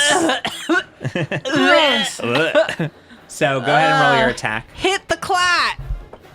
That sounds like a dance. Like hit the quan. 21 to hit. I believe that's a shoo-in. Yep, that definitely hits. Okay. You're so cool. For the divine, not the divine smite. It's not divine Branding smite. smite. Branding smite. I'm gonna go ahead and roll that one because that's only going to hit the clot doodad guy. Got it. 10 radiant damage. Perfect. Sounds good. From the branding smite. Yeah, from the branding smite. And if it rolls and it Damn. lands outside, I'm still counting it for this session. Sounds good. We're setting precedent. That for is you. my precedent. All right, so that's 10 radiant. So we also need the javelin damage. Yes. What kind of save do they make against the javelin? The The skeleton specifically. Actually, I have it right here. They must make dexterity a- saving throw, yeah. 13. The skeleton did save, but it will still take half damage. Yes. But yeah, go ahead and roll. Let's do whatever order you want to. We've got the javelin damage and then all of the lightning damage to everything. Yeah, I'm gonna do the piercing damage. Go ahead Okay. and get that one for the big guy, Love it. and then we'll do the lightning damage. 9 piercing damage. 9 piercing damage. Yeah, 9 piercing damage to the big guy. Nice. And then for the guy who saved, Mm-hmm. 12 lightning halved to 6. Perfect. And that lightning damage also goes to the big guy, Yes. who also, and he just takes the full thing of 12 lightning. Yes. All right, I will add all this up. Don't even worry about it. Yay. Yay! I think, is that someone who's been hit yet? No. So he'll take 6. The skeleton just gets a little shocked, but he's okay. All right. And then all right, let's add everything together here. We've got 22, 31 damage between your branding smite and the javelin of lightning. You just fucking throw that thing full speed. It flies across the field, strikes Very nice. directly into this zombie clot. It's still moving at full speed. I kind of want to make it would make sense that the javelin hitting into it just gets absorbed into this mass of bodies. I'm not going to be able to pick that back up that until thing- it's dead. That thing is in there, like just moving around amongst the miasma. Don't call it a miasma. But Asthma. you did a ton of damage. Well done, well done. I can't stand Storm, dude. Asthma. Do I also get the ability to use my crossbow still? Yes, because it is. Yeah. No, you're all good with that. That's fine. Okay. I'll allow it. Well, the javelin's the melee and the crossbow's Yeah, the ranged. but the javelin, it's kind of like its own like magic tool. So I'm not gonna count that towards it. You're good. Okay, I'm going to attempt to hit. I'm going to try to hit one of the zombies that is attacking Maeve. Perfect. Sounds good. So one of these 2 skeletons that are on the hill across the way, fire across. 11. 11 to hit. Yeah. Oh, I don't think that hits a skeleton. It does not, unfortunately. Yep. That is all good. It's the first one. It is the first bad roll with this one. Yep. Honestly, Fires across, goes a not little bad. short, and collides into the hill. And then in the meantime, I'm going to have Doge go. Well, I'm going to have Doge dash, and he'll get there. Perfect. Yeah, that works. Cool. yeah. So he dashes across, so that'll be his action, so he won't be able to help this turn, except for his reaction to deflect. Yes. Awesome. All right. And Or his that, reaction to deflect. yeah, and that is it. I am now going to hunker down in the thing as I happen. Perfect. Sounds And good. let Maeve and Kira know I'm not getting that javelin back until Big Guy's done. All right. All right. Zombies are all dead. Maeve, you're up. Yeah, you're up on top of this hill. You've got these two zombies next to you. You feel Doge come up right next to you and rub it against your leg. My baby. You feel give him a the little cold, pat. hard metal body rub up against your leg. I have a question, Shoot. and I need the correct answer, okay? There's only one right answer, and it's the right Let's answer. find out. Is there a check that I can make to discern whether or not skeletons have high constitution? Yeah, you can make. This would be Arcana, since this is a magical effect keeping these skeletal bodies together. That's a 17. Not too bad. Not too bad. I'll tell you that it's above average. Significantly? I'll just tell you it's +2. Oh, I'm like, how okay. do I describe this? I can just tell you. They have a 15 Constitution, which is a +2. You've been rolling really well. I don't want to waste my spells, Darren. Use them on Divine Smites then. That's guaranteed damage because you can choose to do it after you hit. I don't know how to play a paladin. I'm so stressed. Okay. Banovan's just tossing stuff. Yeah, just throwing things around. Throwing daggers, throwing javelins, the occasional crossbow bolt. I will attack, I suppose. All right, sounds good. Gonna attack one of the skeletons. There's one Yeah. that's been hit pretty bad, so I'm assuming you'll go after him first. Yeah, I'm gonna go after him first. All right, sounds good. So yeah, you're up on this hill, getting attacked by skellies. That's a dirty 20. Ooh, that definitely hits. Go ahead and roll that damage. That's 7. 7 damage. Oh, plus 3, 10. 10 Nice. damage. That kills him. Nicely Thank done. God. Yep, you just batter up, take your warhammer, Literally knock batter his up. head clean off. Swing it up. We in Twilight I right put now. my hand over my eyebrows. The I skull- look off into the distance. Home run, baby. The skull just goes flying off into the distance, disappears into the fog. Great. So you just got one more wonderful. skeleton up there with you. Okay. I'm In total, there's 3 skeletons left, 2 more back at the tree line. I'm gonna try and get the guy next to me then, All right, sounds good. and ideally, we'll kill him in one hit. That's the goal.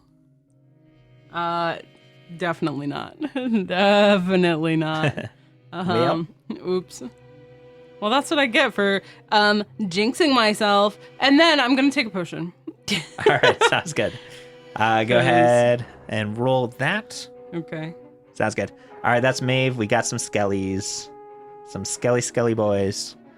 All right, we got these 2 on the ground. The one that just got hit by lightning is kind of terrified of the bunny. So it's going to try and take her out. So we've got a skeleton shooting its short bow up at Banabin. We got a 14 to hit. Misses. The other one is going to do the same. Yeah. So we got another arrow coming up at you. 15 to hit. Misses. Fantastic. You duck back down behind the railing. Continue hearing that guard terror has just taken so many arrows into the side of it. It's littered with arrows. Yep. All right. That's the skellies. Horses are gone. Kira, you are up. Necromancer has sauntered on up to you. What would you like to do? I'm gonna saunter back Wow. and attack, Go for it. which is such a surprise. I know. Are you gonna hit her? I might hit her. Hit her once. I might even hit her twice. Hit her once, shame on me. Hit her once, shame on you. 13. 13 misses, unfortunately. That would be enough, more than her normal armor class, but as you strike across, you deflect off of this some sort of like magical shield that she's got around herself. She has the same necrotic shield as you did. Maybe. It's a A shield spell. different spell, but essentially she's using magic to boost her armor class. Mage armor. Oh, okay. So it's not like I should be attacking her with magic. No. You're attacking fine. You just didn't beat her armor class. Okay. Which is because you see she's not wearing armor or anything. So 18 to hit.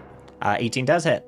Yeah, you chop across, you deflect off this arcane shield, Like, and you're what just the like, fuck? I guess I just got to hit harder at the exact same spot with more energy. My veins in my arms start bulging as I'm like, and I get the attack. strike off. Perfect. Go for it. That was so loud. 15 damage. 15. Fantastic. Go. And it's a 15. You strike across. She. Darren, I'm singing. Sorry Interrupt for her. interrupting. Interrupt her. You strike across again. This time your blade mostly gets stopped by this arcane shield, but you do get a bit of damage in.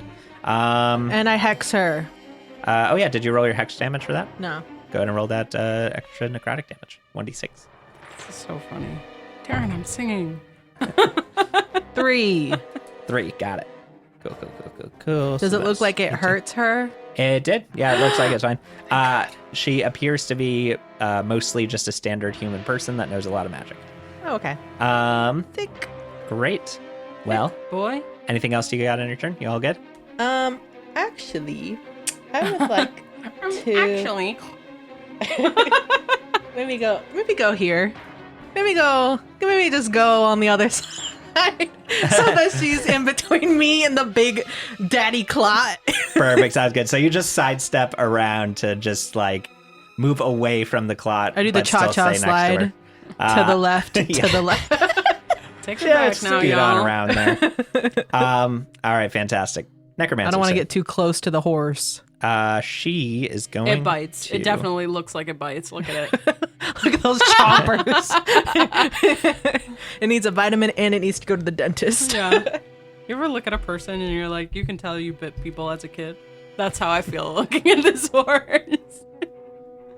Okay, I have a feeling I want to do some checks, some saving throws.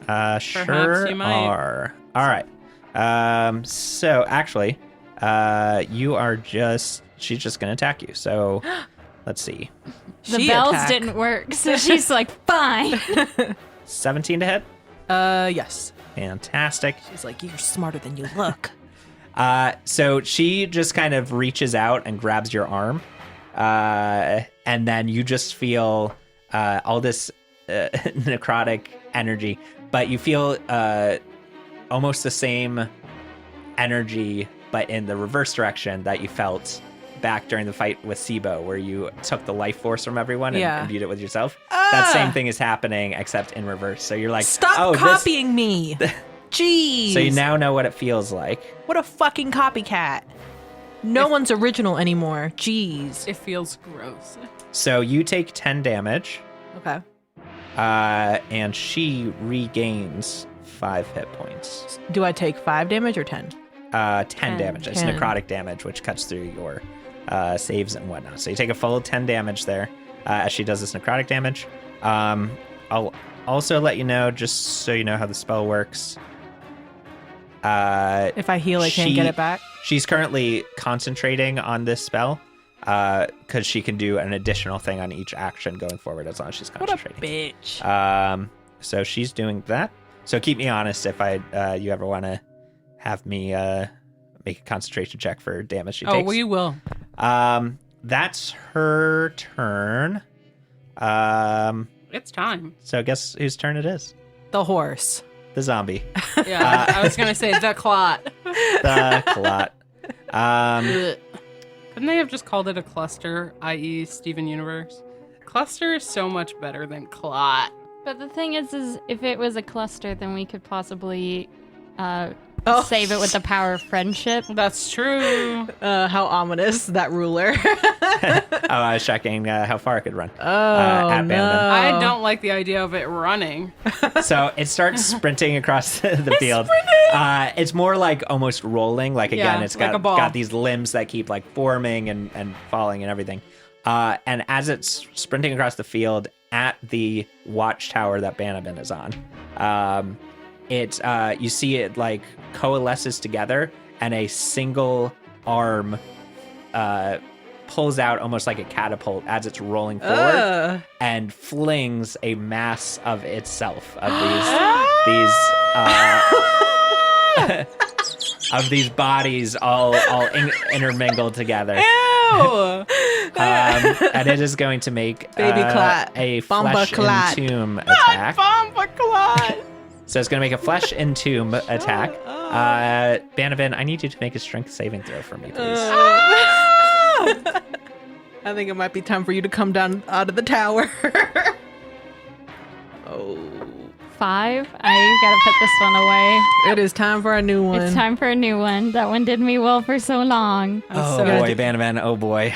Oh no. Bannerman dies. If Bannerman dies, the listeners are gonna riot. Yeah. That's true. I'm you gonna can't riot. kill Bannerman. You take 21 bludgeoning damage. Holy schmoly. Okay. And let's see how I'm going to describe how this happens. So Darren is sweating. You're watching this thing barreling towards you. You see this piece of it fling off directly at this watchtower. From your perspective, it just grows in size as it's coming straight at you, essentially. It collides into the watchtower. And it's almost, the way that it moves is almost liquid. All these massive bodies and limbs all reaching out, and the full thing covers the watchtower and moves in and covers you as well. And you start feeling you are now being entombed in all of these arms and fleshy moving bits. So Wait, did I have... Nope, that didn't... Because it was a saving throw. Okay, sorry. I'm a bit No of a worries. dummy. I was like, wait, can I react? But no, the reaction wouldn't help. Yep, I'm afraid not. So you're entombed in dead flesh. Banabin throws up. Yeah, May throws up. The throw up just gets absorbed into the mass. All right, so your few things have happened to you. First of all, you're restrained. That means that first of all, your speed is 0. You can't move. Attack rolls against you have advantage, and your attack rolls have disadvantage. You can still attack from within here, technically, although you are fully covered by this massive moving body, so you can't really see out. And then this probably won't come up, but you also have disadvantage on dexterity saving throws. So you have that, and then But I can attack the thing? yeah, you have attacks at disadvantage, which you can make. You also, and it's at disadvantage, obviously, because you're in a crushing force of lots of bodies and limbs and stuff. You don't have your full movement of arms to attack. And then some other stuff will happen on your turn. So when we get to your turn, which is now, because it's your turn now. So at the top of your turn, you're going to take some necrotic damage. How many hit points are you at? Why do you want to know? I'm just curious. Why do you want to know? So Speak your truth, Darren. you're taking 3d6 necrotic damage. Oh. I rolled it and I got 9. Okay. How are you doing? Not doing well. Fantastic. Oh. So you take that 9 damage, and now it's your turn. And what do you want to do? What are you thinking? So, if I take a potion, Mhm. because I have a potion, if I use my action for it, how much do I get? What kind of potion is it? Just a regular one? I think I only have regular potions of healing. Great. So it's 2d4 plus 2. You should have some which greater potions. So of if you healing do it well. as your action, you get 10 hit points back. If you do it as a bonus action, you'll roll 2d4 plus 2. I don't know if I don't think I put in here whether or not I bought the greater potions of healing or no. all of us bought 2 of them, as far as I'm aware. Okay. I don't think I've taken any of mine. So if I took a greater potion of healing, 4d4 plus 4. or if I spend the whole 4. entire action, So that would be 20. You would get 20 hit points back if you used your action. and don't do I'm- anything else this turn. Drinking one of mine. All right, sounds good. So That's you my action. so you just worm your hand to your pack somehow. You grab this potion, you worm it back You're up. fighting with other hands. Yeah, there's like other hands are like reaching over and like trying to pull the potion from you. You're like having to force against them. You eventually get it up to your mouth and you're able to swallow it. You immediately feel better is the wrong word. You feel more not dying. But More you conscious. you are conscious. So you get 20 hit points back then. And that's your action. So you just got bonus action and movement. You can't move anything you want to do for your bonus action. Are there any like saves or anything that she can do to get out from it? Like normally if you're under an effect, you get a saving throw or something to free yourself of it. In this case, it seems like the only way out is to kind of cut your way out, like basically destroy the mass. It's a large, like just ball of mass attacking you. In this case, you have to either like break your way out by like straight up attacking this flesh around you. Other people can also help, by the way. Grab Doge. Grab Doge. This thing has, I'll tip my hand a little bit. This thing has an armor class and hit points. This massive moving body. So that seems like the best way to get out. Or if you do have a creative way to get out, you let me know and we can talk. We can always talk about creative ways. Kara's very Although creative. most likely it'll be your action, whatever your creative thought is, which you've already used for What healing. about my bunny hop? No, because you can't move. As a bonus action, you can jump without provoking opportunity attack. Oh, you can only use this trait if your speed is greater than 0. Perfect. Yep, there we go. That's the limitation. Yeah, so unfortunately that wouldn't work in this case. So you might be stuck for now until other people can help you, or you can help yourself from the inside. Working on it, Banaban. I am going to. I'm just gonna sit here because I used my action. I'm just gonna sit here. Okay. I would much rather just sit here Sounds good. and just Just start thinking. Yeah, all this, yeah, just like sit bodies here. and things moving around. You keep just like a hand will like just move past you and like grab your arm and like you have to wrestle away free. You're in like this constant. I'll tickle. movement. I'm gonna start tickling. if That's they very Banaban coded. if they start getting close to me, I just start tickling them, which I don't like a lot of interactions myself. Mm-hmm. So Banavan's just gonna start like messing with any arms that get close to her. Sounds good as a form of rebellion. yeah, Got to it. see if they get sensory overload. Yeah. And then they would have disadvantage. Are they autistic I'm like we are? I am If intentionally so, they causing are in it. hell. Yes. They were the one, they thought I was being entombed, but it is they who have entombed themselves with me. Damn right. Great. So you do that, and we'll move on. Maeve, you're up next. You just hear You did- muffled, evilish cackling from inside the watchtower now. Got it. So you just saw all of that happen. I immediately. Banaban has basically disappeared in this massive moving bodies. I want to start by saying you should control Doge because you didn't on your last turn and take him to come help you. Doge is under the action to follow you, so wherever you go, Doge is I gonna say, go. Doge, over there! I point at the tower. Yeah, do you want to have him Yes. dash over to you? I would like him to dash over to Banaban because he's listening to me right now. We're besties. Besties. Besties! He has 80 feet if he's dashing, right? yeah. Right. He can get up right into that tower with you if you'd like. Get him up there! Perfect. I'm heading that way in a second. I just gotta kill a zombie first. Yeah, Or a Doge skeleton. just like turns around and just like starts levitating straight at the tower, elevators up the ladder and starts biting at limbs. Bark, bark, woof, woof. And that's his turn. What are you up to, Maeve? I'm attacking, and that's a 15 to hit. That hits. Go ahead and roll your damage. That is 8 damage. Lovely. 8.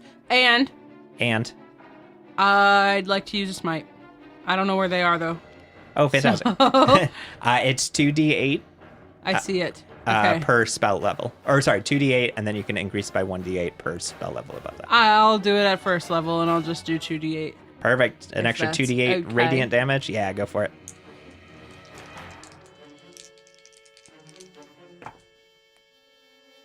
Eight and 10 is Whoa. 18. Damn, dude. Yeah, you strike across anime style. You strike through, and then after you've stricken through, the skeleton just explodes as you're Into striking a little cool, dust. cool pose. Yes, into dust.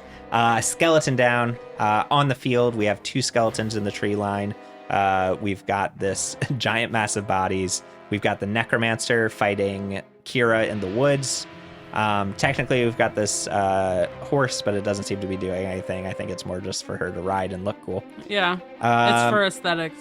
And then we've got Banabin in a giant mess of bodies. I would love to help Banabin, but I'm also worried that the big guy's just gonna do it again.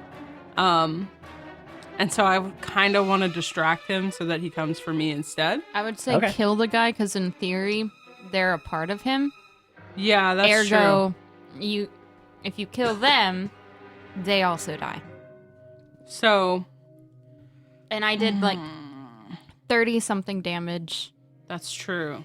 to this guy. How's it looking, Darren? How's the mound looking? It's hard to tell because any damage to it is just kind of getting absorbed. It's just been sucked in. But if you want to make, I do. I'd say this is probably Arcana as well. This is all like weird that's necromantic 15. magic. 15. Okay, that's enough to know. It's looking like the damage that she did was like a ton in one hit. Yeah, If you do like your regular damage, it's gonna be a while by yourself. got it. You're gonna have to hack off a lot of individual limbs before you can get this thing to come down. And But she did do a very good hit. You see like a lot of the like limbs and body parts and stuff have like scorch marks on them Yeah. that have like started to reabsorb into the body. that makes sense. That makes sense. Okay. Ooh, Banabin. Oh, Banabin. Sweet, sweet Banabin. Oh, Banabin. Okay. I'm really worried about the revolt if I kill Banabin. But I just the did what I had people to are do. going to That's kill the you. true horror. They're gonna You come thought to it was our a house. You and thought they're it was a gonna kill horror us. for us, but it is in fact a horror for the game master. Yep. Okay. Bannerman, I'm so sorry I have to abandon you. It's okay. I'm coming this way specifically because I think that if we kill the lady, that this is all Gucci. Yeah, it's all And good. so the idea is now to try and kill the lady. All right. That's fair. And Annabin is just continuing to overstimulate.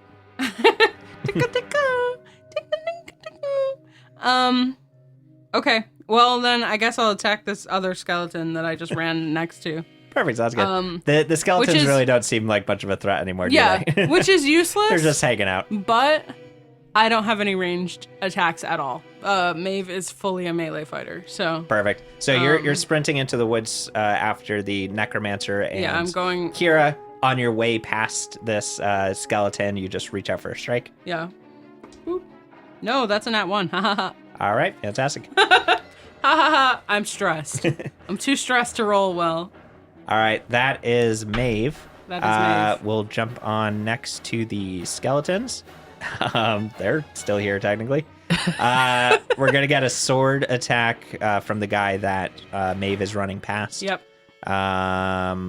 Natural 5 and 9 Come to get hit. it, babe. And then the other guy is going to fire his bow at you. Do it. You won't. Off in the distance. 21 to hit. Yeah. Ooh, I maxed out on damage for the Of course damage. you did. So Of course you did. Why wouldn't that's- you? Because you're rolling on the computer. Yep. Which I mean, I we did. already I did switch. agree that wasn't allowed, but it's fine. Okay, I can reroll. I rolled a 5, so it's actually 7 damage. Okay. So you take 7 piercing damage. I'll take it. And that's the skeletons. I think the one farther back's gonna kind of adjust his movement. it a little bit. So the one that isn't next to Maeve is going to kind of retreat back into the woods a little bit more, kind of get into a better position to help the necromancer out. Kira, we gotta get this together, dude. How's Kira. the necromancer looking? Kira, you're up next. Necromancer. Does she have any blood? She's looking. Any she's looking blood all right. yet? Yeah, she did get hit pretty badly by Kira, but She's It's fine. but a flesh wound. she also healed up a little bit with her Oh yeah, I vampiric touch. forgot. Yeah, Okay, I have something crazy. Oh Do god. it. Go into a rage right I'm now. about to say, I think I'm You're about gonna to do go another into a rage again. All right. Please. But if I turn into a sheep, this is over. Oh, we're all canceling the podcast and we're going to bed.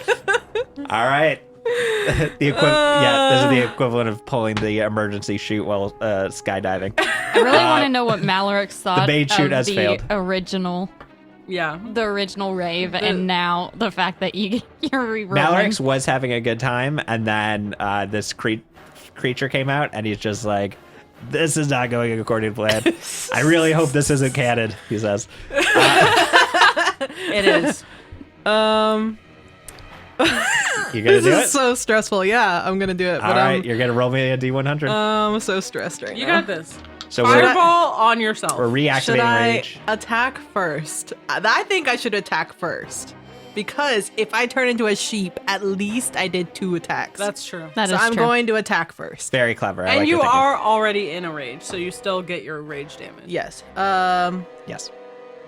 15 plus 8, Yep. That hits. 23.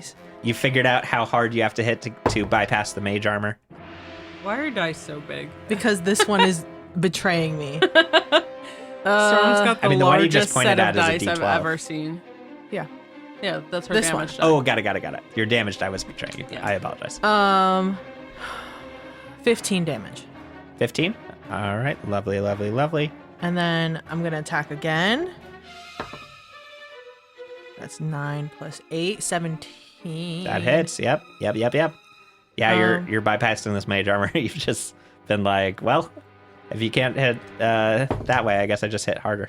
3 plus 5, 8, 10 damage. Oof. All right. And then I'm she's going to starting rage feel it. again. All right. Roll me a D100. Let's go. Oh, God. Here we go. Big damage. Please. Big damage. Let's go. Big damage. 32. We did 34. Today was 34. This is 32. It better not be the same. No! I'm going to literally scream. So the people at home, I did just put my head in my hands. I'm stressed. I'm holding Okay, my hang breath. on. Let me read the Let whole me- thing, let me and then make I'll sure, describe what yeah. happened. Yeah, that's 32. Okay, it's not as bad as I thought. No, actually, this is actually really good. What? I'm going through all the motions. Yeah, I'm gonna throw. I read it further, and it actually turned out to be not so bad. Okay, read it from the beginning so that we think it's bad. Go. You're transported to the astral plane. Okay. Bye, Kira. See you later. ... until the end of your next turn. So you are going to lose out on your next turn. Oh yeah, that is bad. Anyway, until the end of your next turn, after which time you return to the space you previously occupied or the nearest unoccupied space if that space is occupied. So here's what happens from your perspective, Kira.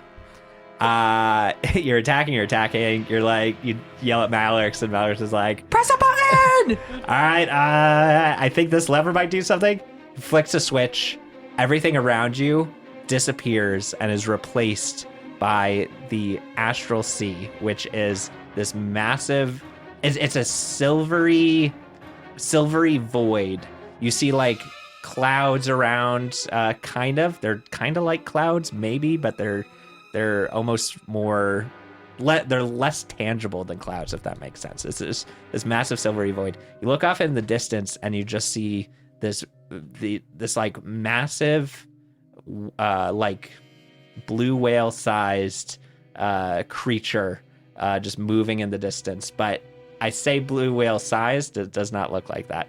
It's almost like a massive slug like creature with lobster claws for hands. I love just him. a single giant eyeball in the center of its face, and then a massive mouth with jagged, sharp teeth. again, scaled way up. This is the Huge. largest thing you have ever seen. It's hard to tell scale, but you can tell that this thing is large. And you just watch as its head turns towards you, single eye, and it starts moving in your direction. Maloric starts yelling, "Oh, fuck, what have I done this time?" And he starts pushing buttons and pulling levers trying to get you back. And that's your turn. That's the whole. Okay, we're gonna figure out what the good part of that was next turn or something. It's middling. I misread it the second time I read it. I need the list so I thought can you start just went reading to them. the astral plane for like hours or something. But Okay. it's not that long. But Could it means that I- while you're gone, you can't be attacked. So that's nice. Could I Yeah. attempt to? Okay, first of all, can I move in the astral You can. You try to like walk or move, but you're just like floating in like space. Peter Pan? And then you use your Yeah. brain. You think happy thoughts, and then Okay. you're able to start moving. can around. If there's Fine. a smile in your heart. Could I try to ride the worm? It's so far away. What when he comes up to me? Could I try to ride him and then when I leave, take him to the dimension that we're on and try to eat the lady with the worm? So it's like thousands of feet away from you. But and it doesn't move that fast. So it won't reach you by the time you get to the end of your turn. Oh. But if you want to pretend like you were going to do that, you could do that. I'm afraid. Just think to the worm, we gotta save the crazy bunny. Could I try to make a persuasion check with the worm to try- make him go faster? Get over here. what would you like to say to the worm to try to get it to come back with you? So he's a worm with lobster claws and big eyeball, big teeth. So essentially, he would love to eat a lot of food. Yeah. I'll tell him I have the meatiest blood clot motherfucker for him to eat if he comes and rides with me to the other dimension. And bigger than you can imagine. I'm gonna try to feed the big zombie guy to him. Get a nat 20 right now. So I need a persuasion check at disadvantage, and you're trying to get a 30. No! Sorry. Persuasion check with it. What about? You're trying to convince essentially a god or like maybe a demigod of some kind. A lobster worm? Yeah, this thing's what's considered a titan. I mean, it could eat the necromancer and then get the But necromancer powers. it also has an intelligence of 5. I got so- a nat 1. Okay. Could I make him chase me because he's so angry that I talked to him that he comes with me? He's coming at you, and he's coming at you fast. But not fast enough. I mean, Okay. let's see. His speed is 80 feet, and like I said, he's thousands of feet away. You don't want him next to you. Like size-wise, he's like skyscraper high. Like Alaskan bullworm. No. Much bigger than that. Oh. Much bigger. Massive. This is a titan of that can only exist in the astral plane. Like Think of- it would collapse under its own weight on anywhere else other than the astral plane. Yeah. Okay. Think of like Ifrit or something from Like- Final Fantasy. I'm thinking like the World Trade Center. Big worm.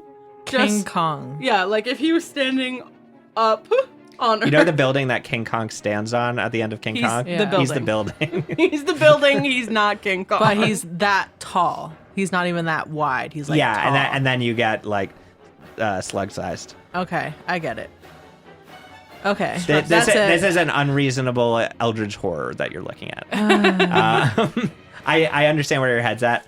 I was doing all of that for flavor. That is not part of what happened when you raged, but I do like what you were trying to do to twist my words against me. well, we so- gotta. So Maeve, from your perspective, you saw her attack twice, go into her head, and then just boop, vanish from existence. I shake my head because I'm used to this by now. By now, I remember the sheep incident. yeah. The lack of now don't talk when she about disappears, sheep, bro. she brings with her the dance music and the flashing Yep. lights, which suddenly just brings Now the it's mood silent. down. The only noise you can hear is It's the flesh. the flesh of this giant monster as it's like turning to face you. And You're the, disgusting. and the muffled cackles from within. Yeah. Because Bannerman is Absolutely. still Insane. overstimulating this Well, monster. the necromancer can no longer attack Kira, so Come she's get it, bitch. gonna turn towards Maeve. I growl at her. She's gonna cast Chill Touch at you. So I need a. Oh no, Chill she make a Touch. ranged attack. Chill touch. Chilled Touch. What the hell is chilled touch, Darren? Dirty 20 to hit. What is chilled touch, Darren? You're gonna take 2d8 necrotic damage. Terrible roll. 7 necrotic damage. Okay. And you cannot regain hit points It's bone chill. until the start of your next turn. Understood. I've been playing a lot of Baldur's Gate. We all know this. Is it called Bone Chill in there? Des has brain rot, Did and they it rename it? is called Bone Chill. Interesting. Well, Chill Touch in this game. I don't like chill touch All right, because so it sounds too cool. Chill Touch. I don't like that I don't get to roll a save on it, Yeah, the save is your armor class, which unfortunately you keep rolling rolling and well, hitting me. unfortunately. Only me. All Everyone right, else is fine. Zombie Clot is going up next. She's going to, I think, remount her horse. And Do it. I'm gonna kill that horse. I think the horse. Oh yeah, it's Phantom Speed, which has like 100 feet of movement. Jesus Christ. So she's gonna move. I think she's just gonna move to the other side of her skelly. All right. She's moved. We got that. We've got. Yeah. The zombie clot is gonna go next. I'm gonna roll to see if he gets flesh and tomb back. He does not. That's really good for you guys. So instead, he's going to move at Maeve. 10, 15, 20, 25, 30, 35. There we go. All right. Yeah. you turn, or you at first you're going towards the necromancer, and you just hear the noise behind you get louder as this giant massive bodies comes sprinting at you. Or rolling at you, or whatever it's trying to do, catching itself with limbs as it falls forward. And it's going to make 2 slam attacks against you. Slam. Before that, however... And welcome to the jam. Oh, no. That's going to be on your turn. Lovely. All right. Welcome First to the attack Space is a... Jam. You have to roll it. Oh, okay. 10 to hit, No. and a 27 to hit. God damn. So I assume I You hit got on a second. 19 plus 10. Yeah. Good grief. Yeah. All right. 18. 19 plus 10. It was a joke. It was a meme. Oh, It was okay. a meme. I thought you know were that trying to do that's- math, No. which we know you can't do. I can do math. I can't read, but I know how to do math. So an arm emerges from its mass, Yep. comes Oh, no. smashing down on top of you. Yep. You take 18 bludgeoning damage. Cool. You see body parts scatter across the floor as this happens. Uh-huh. And that's its turn. We're going to jump back up to Bannerman. Okay. What would you like to do? She stares at you, and you stare at her, and we stare here I together. mean, you can still make attacks from within this thing. So, question. Shoot. What would you like to do? What are you thinking? Does this tomb have constitution? It can, maybe. I would say it probably auto fails a constitution save. Great. I cast poison spray. Because you guys are dying, I'm going to tell you before you cast it that it is likely immune to poison damage. Dang. Otherwise, I would have let that fail. But we're getting down to it here. We're getting down to it. One of us is entombed. You're getting double pounded, double fisted, even. And one of us is in the fucking astral plane. I don't know if it could get any worse, to be honest. Okay, follow-up question. Shoot. Does it have dexterity? Depending on what you're trying to do, I can give it a number or probably just have it. It would auto-fail a dexterity save. Then I'm gonna cast Tasha's Caustic Brew. Okay. Sounds good. If I'm dying, it's going with me. Sounds good. All right. So yeah, the way that spell works, you send out a line of acid. I guess you could just send that in any direction and it's going to hit. Yep. Lovely. And it makes a dexterity save, which I'm just saying it's going to automatically fail. There's no way that you're able to miss this thing and it cannot get out of the way. So go ahead and roll your damage. Yay. And it's acid damage, correct? Yes. All right, lovely. Melt that flesh. Gross. 7. 7 damage. All right, still looking okay. And then I'm going to have Doge do Force Empowered Rend. Fantastic. Go ahead and have him roll an attack. 12. 12 hits. Go ahead and roll that damage. Yay, okay. Does he get 2 attacks or just the one? Unsure. I will need to... If it doesn't say there, then it doesn't. It doesn't say on here. Fantastic. It then just the says one attack. actions, but it doesn't tell me how many. Yeah, then he just gets the one. 9 force damage. Perfect. Great. All right, this thing is actually looking pretty fucked up already. One more hit's gonna do it, likely, depending on what you're hitting it with. Great, that's your action. That's Doge's action. Anything else you want to do on your turn? Oh, yeah. And I can't do an attack because I did that. Yeah, do your spell. I think the spell was a good idea Yeah. I agree. because of that instant fail. I'm going to...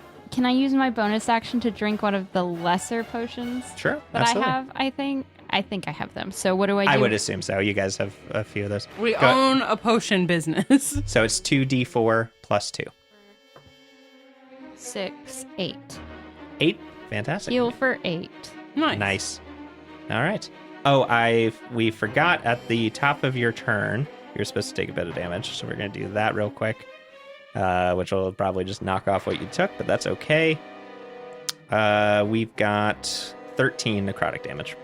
Jesus Christ. So you were able to buff a bit of that off with... This is what he meant when he said he was going to kill us all this session. I am trying to save you from the riot. Yes, thank you. I appreciate that. Thanks for taking healing potions. Maeve, you are up. Would you like to? I guess I'm going to be risky.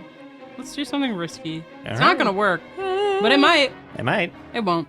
Can you make a perception check for me real quick before you go? 13. 13? Okay. Great. Carry on. Okay. I would like a con saving throw from the witch lady, please. Ooh, absolutely. I should probably ask if I can do this, but I'm just gonna do it, and then you can shut up. This is me bending the rules with what I like to call wife privilege Oh, yeah. and doing whatever I want. Why? She rolled a nat Privilege. Why? So No, I might she bend didn't. the rules depending on what you tell me. No, you're not gonna bend the rules. You're gonna let me do this. I'm casting Moonbeam on her. Oh, my God. That's the first time Moonbeam's been That's the first cast, I time think. Moonbeam. First time and Moonbeam. because she failed it, she takes 2d10 radiant damage. Yeah, you can cast that out to 120 feet. She's well within that. An action to cast. Stays up for a minute. Now, it is concentration, so you'll have to drop your Divine Favor. That's fine. Divine Favor isn't doing me any divine favors these days. Are you kidding me? 4. For radiant damage? 4 radiant damage. All right, sounds good. Damn. It's okay. This is my dying effort. Into the thick of it. Into the thick of it. And then I die. I'll let you guys know she's looking very hurt. Not more hurt than me, I can guarantee it. And she stopped me from being able to heal myself, so I'm just gonna die. Anything else you want to do on your turn? No. No? All right, fantastic. That's Maeve. We got a skeleton. I swear to God, if this skeleton knocks you over. I'm gonna die. I have already accepted it. Bless that was you. my last ditch effort. Bless you. 7 to hit. Doesn't hit. All right. Horse's turn. They run back in and they save the day. Kira. Kira, you're in the astral plane. You're floating about. You're begging. You're pleading with this astral dreadnought that's moving towards you. You see, you were trying to get like an idea of scale as it was far away. It's getting closer and closer, and its mouth is starting to open, which is like the size of its mouth is about 10 stories. As it's getting closer and closer and closer, Maloric says, "Oh, I just got to flip the switch again." And he flips the switch, and you come back, and you land right back exactly where you were. And that's the end of your turn, as was the wording. Was there anything that you wanted to do in the astral plane before you came back? Could I loot it? Is there any loot No. around me? No. Um, If you want to do anything on yourself, like if there's like spells that you can cast on yourself or potions you can take, anything like that, you could have done that. I'll while take you a were potion. I'll take a cheeky potion. Cool. Well, if you want to do an action potion, you have your action, so you can just take the full healing. 10. 2d4 plus 2. Yeah. 10 healing.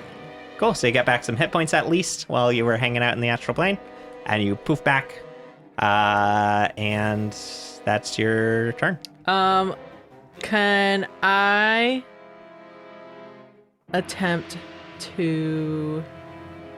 Could I attempt to make commotion for Big Daddy to look at me? Sure. Make an intimidation check and tell me what you're doing. Are you acting like the music is still going even though the lights aren't there? Yeah, I'm making the music sound with my mouth.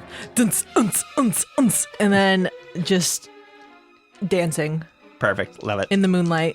Oh wait, is it intimidation? Dancing in the moonlight. Everybody. I made that joke at the beginning of this episode and no one laughed. I didn't hear it, to be honest. No good? I have a +7 to intimidation. Tell me why I rolled a nat 1. That's Dancing right. in the moonlight. Everybody's feeling warm and bright. Okay. Anyway, Perfect. that's it. So you That's did your it for best. me. Necromancer's turn. Does she see me? Does she want to come back and dance with me in the moonlight? I think she wants to attack you from a distance. phony. So she's gonna attempt Toll the Dead again. Can I get a wisdom saving throw from you, please? You hear this loud dong noise again. A 10. All right, that fails this time. So you're gonna take 2d12 necrotic damage. 14 necrotic damage comes through. You hear the loud ringing in your ears of the hell bells, ringing you home. They're like, I got "Come bad on down news to for hell." everyone as well. I'm going to have to rage again. Do it. Oh yeah, right? you would have lost your rage because you didn't get attacked or anything or do an attack. Yeah. Yeah. So Do it. I can't. Fuck it up. I can't yet. It's a bonus action, so. Yeah, you'll have to do it. But next turn, I might be. Fucking hell. If I right. roll in the 30s again, it's over for me. All right, it's the zombie clot's turn. I'm afraid, because it is going to go after Maeve. I'm afraid. So first attack, I'm afraid too. 18 to hit. Hits. Hits. All right. I'm dead. You don't have to roll for it. Fair enough. 22 damage. Yep. This, another just fleshy arm of limbs and bodies and heads comes down and crushes you into the earth. And Maeve is unconscious. So she'll start rolling death saves on her turns. In the meantime, oh wait, he still gets another attack. So guess what? You got your wish. He is going to come after you. Dancing in the moonlight, every morning. So starts rolling across the field towards Kira, and it's going to use its second slam attack against Kira. We got a 16 to hit. That hits. All right, and then that is 23 bludgeoning damage. but you're not raging yet. Darren, let me say, let me let them know. Okay. Also, guys, I'm not raging, so guess who's taking that full blood? What is it? 23? 23, yeah. Dancing in the moonlight. This is probably the most hurt Kira has been this entire show, which is saying something. Vanavan, you're up. Okay. I'm going to, surprise, I'm going to have Doge go first. Okay, sounds good. That's a good idea. Have him make the force empowered rend. Yes.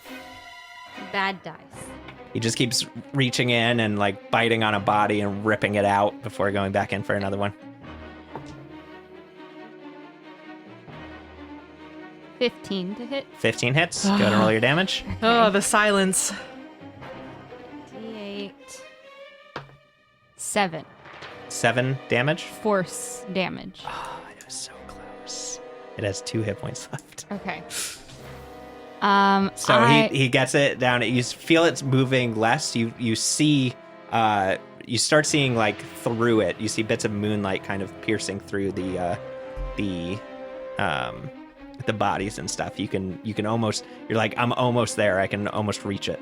Okay, I'm going to make it do a caustic brew again. Perfect, which it automatically fails. And I can tell you now that you don't even have to roll because it will do enough damage to melt this Yay. other record. You blast through. Before, you were just like hitting bits of it. Anyone watching from outside wouldn't really know what was happening within because it's just too much of a thick soup. But you fire this acid through and it pierces through and creates a hole. And as it does, the acid burns away at many of the bodies and it no longer can hold itself together and just flops apart. All the bodies and arms and legs all just slop off and fall to the ground at your feet, fall off the tower, and you're now free. You can finally see the battlefield. You now, for the first time, see Maeve unconscious on the ground across the field. You see the flesh horror going after Kira, who is looking fucked up, and you see the necromancer off in the distance. Okay. But that was your action. So what else would you like to do? Des, you said we probably got 2 greater potions of healing.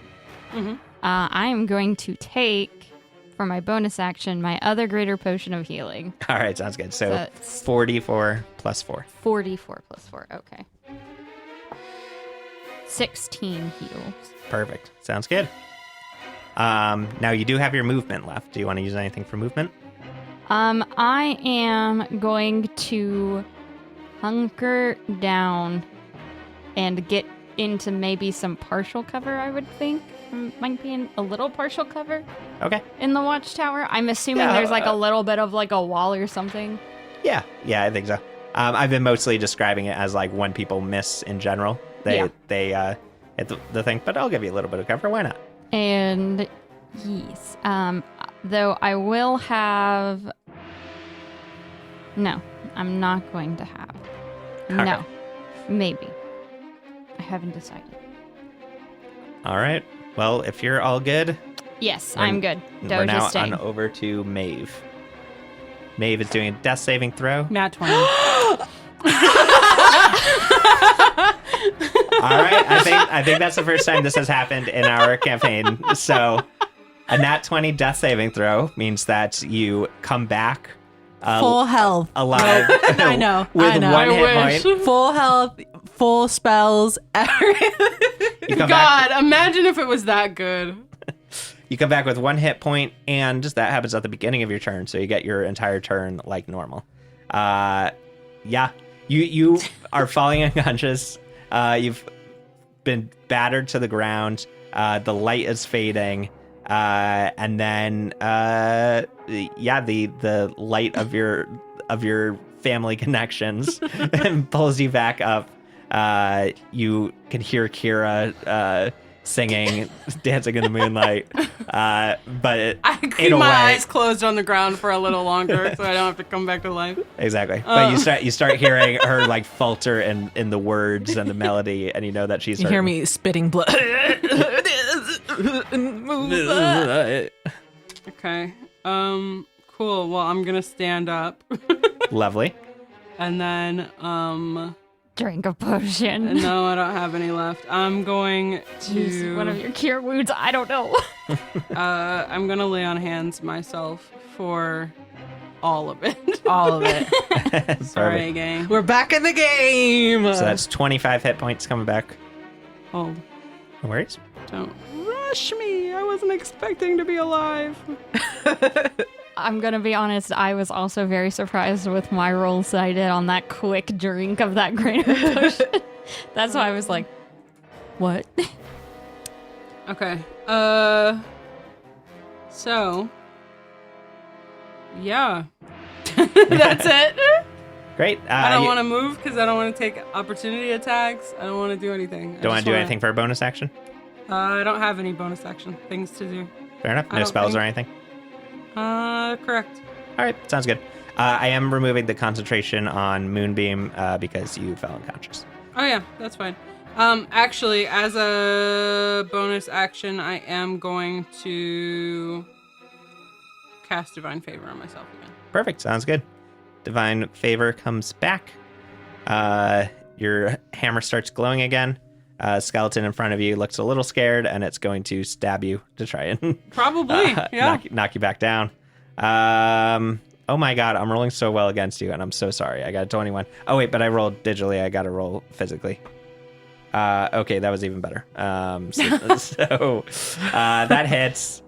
For Only how rolled- much, Darren? Only rolled a 1 on the damage, so that's a 3. I've been rolling so many max damage and so many minimum damages on everything. Like, nowhere in between. No medium damage. So 3 piercing damage as he just gives you a little paper cut.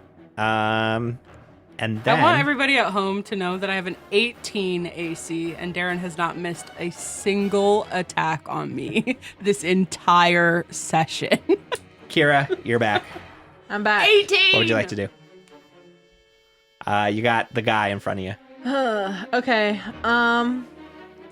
Oh. Okay. He has not taken any damage since the javelin. Yeah. Okay. I'm gonna take a potion. Okay. I'm gonna take my full action, full potion. Full action, full potion. Full Got it. action. That's where we're at right now. Yeah, Darren, Okay. we're all dying. So that's 44 plus 4. Is it a greater healing potion or a regular Yes, healing sir. potion? Oh, great. Well, if you're using your full action, you don't roll. It's just 20 damage. Or, sorry, 20 healing that comes 20 for you. healing. Because that's the max healing for that kind of potion. Okay. And then I'm going to reach. I'm gotta gonna rage. I'm gonna do my last rage. Perfect. And my last chance for hope.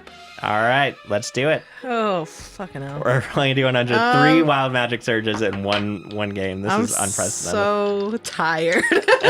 I ain't got no more magic inside me. This is it. 89. All right, 89. Why does that sound familiar? Have we rolled an 89 before, Darren? No, Nice. this is new. All right, I'm going to describe what happens for everyone else first. You poof out of existence again. But this time it's because you turn invisible. You see the world kind of flash for a second, and then you look at your hands and you don't see them. You can feel your axe, but you don't. But it's invisible. And the rest of the wording on this says that you're invisible for the next minute. During that time, other creatures can't hear you. Finally. Peace. The invisibility ends if you attack or cast a spell. So the second you attack, it'll go Beautiful. away. But until then, for the next 10 rounds, you're invisible. Go get Beautiful. And you want to know what else I'm going to do? What's that? I'm going to use my feline agility to basically dash, but without dashing. Yep, double your movement, which your movement's normally what? 40. 40? So I'm you can going move 80. feet. Because I'm going to big Mamacita. Mamacita, I'm coming for you. When I find you, her. Ricky, when I catch you, Ricky. Ricky, when I catch you, Ricky.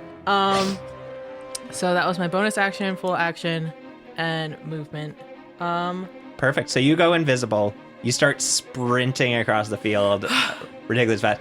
When you do feline agility, do you go on all fours or is No, this it's a regular sprinting? Naruto run. Oh, it's a Naruto run, of course. but an actual Naruto run. Got it. Except it actually works. I'm actually going fast. It's still super geeky though, and we all would laugh at you if we saw you. Yeah. But luckily you can't see We can't or hear. see you, yeah. So you also And I'm can't. singing is still. Dancing in my Spinning across the field, completely invisible, completely silent. Going but across the field, singing right to up herself. to the horse. Perfect. And you get right up next to it, and she doesn't know you're there. The horse doesn't know you're there, so she doesn't react at all to you approaching. Would I get a sneak attack on my next attack? You would get an attack with advantage, certainly. Great. That's Kira. It's the Necromancer's turn. She has no reason to move or attack Kira because she doesn't know she's there. So she's going to go after. We're back. Everyone's thriving right now. Maeve's being attacked by a skeleton, so she's going to turn to the creature that is not being attacked, which is Banabin. She's going to. Oh no. I think she has. Hang on, let me take a look at her spells. See what. No more bells. This is not Bell's outlet. She doesn't like all the ranged attacks coming down from Banabin. So, okay. Banabin, I need a Constitution saving throw from you, please. Okay. You got this. I believe in you. 17. 17 saves. So you do not go blind. Oh shit. And that's only it. thing That's a wasted Banabin- turn otherwise. The only thing Banabin is blind to is Social cues. standard social cues. Nothing can help with that. But Necromancer casts blindness. It fails. But luckily she's like, well, no one's next to me, so I'll be okay. Zombie Clot. You know what that bitch be doing. Oh, actually, let me roll to see if it gets Flesh and Tomb back. Oh, it did not. Fuck. I've been forgetting to roll for that. I could have hit another person with that. But instead, we're just going to slam attack our girl Maeve. Mm-hmm. 18 to hit? You have to roll it. Oh, right. I got to roll it. We have a deal. But I've been Aaron. also rolling well physically That's as well. fine. I can only roll well on non-canon episodes, is what we've learned here. However, I did just roll a 4 plus 8 is 12 to hit, No. and an 18 to hit. Yes. Meets it, beats it. All right, so you're going to take 17 bludgeoning damage God damn. as you just, one after the other, are being hit by these fleshy creations coming down on you. That's the Zombie Clot. Banabin, you're up. You resisted this effect that was going to make you blind.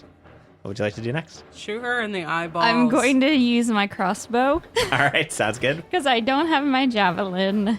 Fire across. No, No? I got an 8. So, Well, and what do you add? no, I got an 8, Oh, 8 total. Great. So that misses. and that would be I can't use the other the other opportunity would be the other action would be to reload it. The other attack action, unless Yeah. you're attacking with like a melee weapon or something. Yeah, and I don't have any long ranged because I can't use a spell and a weapon. Right. Do you have another dagger? You can always throw another dagger. It would be at disadvantage, but I think you're within 60. Let me check and see. I'm like, yeah, I'm within 60. So, Do it. So it would be at disadvantage. Crit on both. But please. I touched this one. Do you have any inspiration? No, I was going to say, then you could at least roll it flat. no, I don't have any inspiration. Unlucky. All Oh, right. yeah, because you never roll at 20s. Damn, Des. Oh, I only got a 1, so no, that one also doesn't work. Oh. All right. I'm then going to use my Wait, was that a nat 1? yes. Don't you do it. I mean, Don't you do it.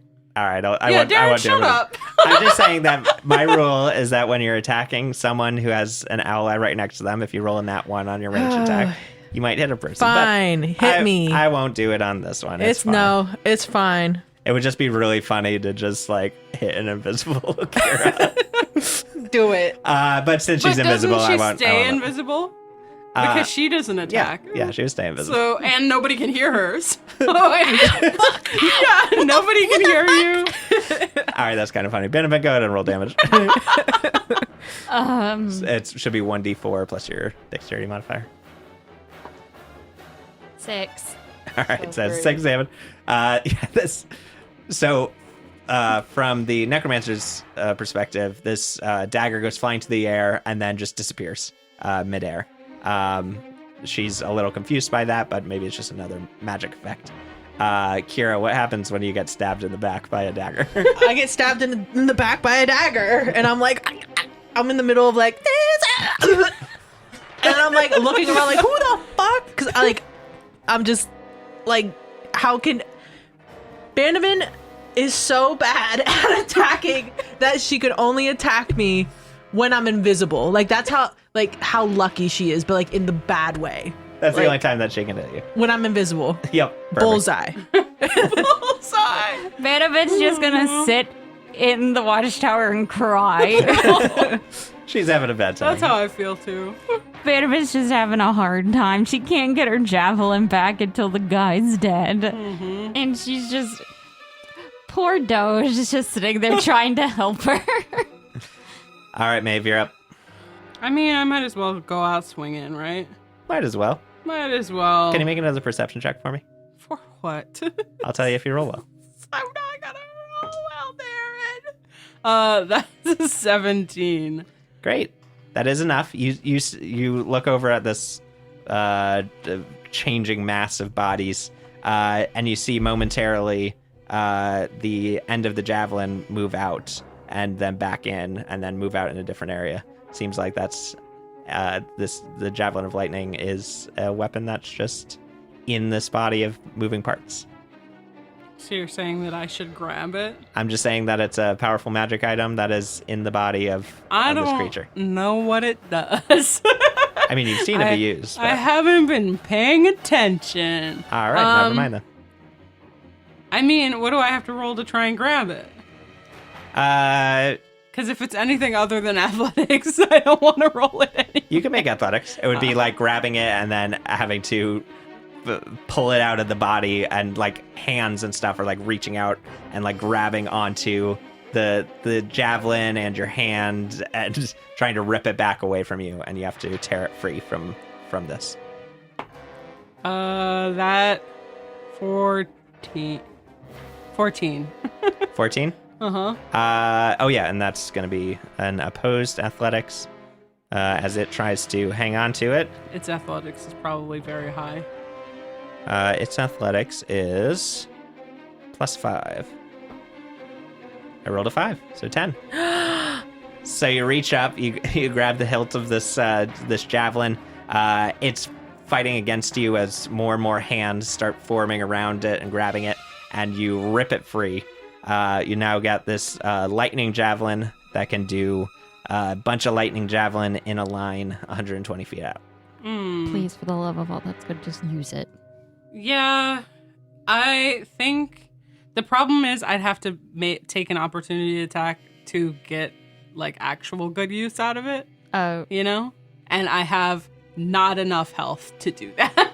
Like if I get hit a single time, I'm dead again. Now you get a disadvantage on attack rolls, range attacks when you make it, but everything that's in the lightning line, you're not rolling for them. They're rolling a dexterity save to avoid Yes, it. what I'm saying is that the line that I would want to hit is here. You know, that's the helpful line. So So I you have take to, an opportunity I have attack to go from over here. the skeleton. Yes. Mhm. Yep. You and I are saying the same thing. I cannot afford to take an opportunity attack. All Is right. what I'm saying. I do not have any health. No to problem do then. so. Because you keep beating the shit out of me. So, yeah, I guess we go down swinging. Let's try and. I would say Do the- just use your weapon, your standard weapon. Kill the zombie next to you. I think we go for the strike. So hit me. All right. So you're moving away from the skeleton. You're still just staying next to the zombie clout. You're just getting into a better position. The skeleton is going to take a short sword attack. I got a 14 to hit. It does not hit. Fantastic. It clangs off of your shield as you Thank God. sidestep past him. And you're throwing the javelin. Is that correct? Yeah. Got it. What's the range on it? I don't have any of the 80 javelin feet. stats. Okay, so it's 80-foot range, which would hit her. Wait, no, 30. Sorry, I'm a dummy. But the max is more. 120. Yeah. 120. Okay. But you're rolling at disadvantage anyway because you've got the guide right there. Oh yeah, that makes sense. Could I use my inspiration to roll flat? Sure can. Nice. And then, can you explain throw rules to me? It's just a ranged attack Okay. with the javelin. So you're, I believe. Oh, but with the javelin, you should be able to attack with strength when you throw it. Yeah, I have no idea. I don't even have any ranged weapons to be like, okay, I'm going to use my ranged weapon attack. That's why I was a little apprehensive. Yeah, so you can do it with strength. So your strength modifier plus your proficiency bonus, and you add that to your d20 roll. 16. 16. That hits. Great. All right. So you're going to chuck the javelin. You throw it. You wait for like a perfect opportunity when this massive zombie parts it creates It's like in front of me. It creates a small hole that you can throw the javelin through to line up right with all the way across the field. You're throwing it straight at the necromancer, and it hits her. So we're gonna roll a few things here. First of all, I need the damage for the javelin, which is the regular javelin. The regular javelin is 1d6 plus 3. Perfect. So it's 1d6 plus your strength modifier. 3. Perfect. So 1d6 plus 3. Plus 3 is 5. Do I get my radiant damage on that as well? Because I have my thingy. Yes, you do. So that was 5, and 3 is 8. Okay. And then I need 4d6 for the lightning. So as you chuck it, the javelin just turns into a bolt of lightning that hits the zombie clot. There happens to be a skeleton in the way, so he's going to take some damage. And then her off in the distance. 6 is 18 plus 5. It's 23. 23. Because 6 times 4 Yeah. is 24. 23. 23? I just rolled 3 6s in a row. This is, like I said, this is my fight for my last legs, dude. If I'm going down, I'm going down swinging this time. All right, the zombie clot does take a lot of damage, but it does have a lot of hit points. That's fine. And the only 2 times it's been hit is by this lightning javelin. The what is it called? Skeleton did succeed on its save, but even with half damage, it is dead. So it explodes in lightning, Wonderful. and she gets struck, is fully electrocuted, and dies. She begins smoking, burning. She bursts into flames She from stinks. this electricity. She screams and falls off of her horse. At which point the horse falls apart onto the ground. Yeah. All of its joints and bones that were being held together by magic stop working, and it just falls into a pile of bones next to her. Same with the skeleton across the way, and the giant, massive zombie clot. All of its bodies and arms, legs, heads, just in all different places, just deconnect from each other. And a just giant a pile of bodies. giant pile of body forms directly in front of you, Maeve, spreading out to cover your feet and and cover over you as this giant, massive pile of bodies falls to the ground. Ew. Yeehaw. And Maeve you jumps all back 5 feet. survive. You see your broken wagon on the ground. You look off in the distance, and you see on top of a hill is Owen and Wilson grazing Owen on some Wilson's grass. over there. He gives us a thumbs up. All this mist that is around you begins to fade away and retreat back into the forest, and you all have survived Maeve throws up. the night. She throws up on the ground. On a Benefit, pile like, of bodies. Peeks up from behind the thing. And Kira is still where's invisible Kira? for the next yeah, 60 we're like, seconds. Kira goes to Kira. scare Maeve. Like go Kira! from behind her and like try to strangle her. Perfect. So you make an attack to strangle, and that gets you back out of invisibility. Maeve hits you with her hammer and kills you. Kira goes unconscious. Oh, God. And that's with the that, end. We're gonna wrap up. Good job, everyone. Happy Halloween, everyone. Almost killed you all, but that's okay. We'll chat about this more over on our Patreon, patreon.com/.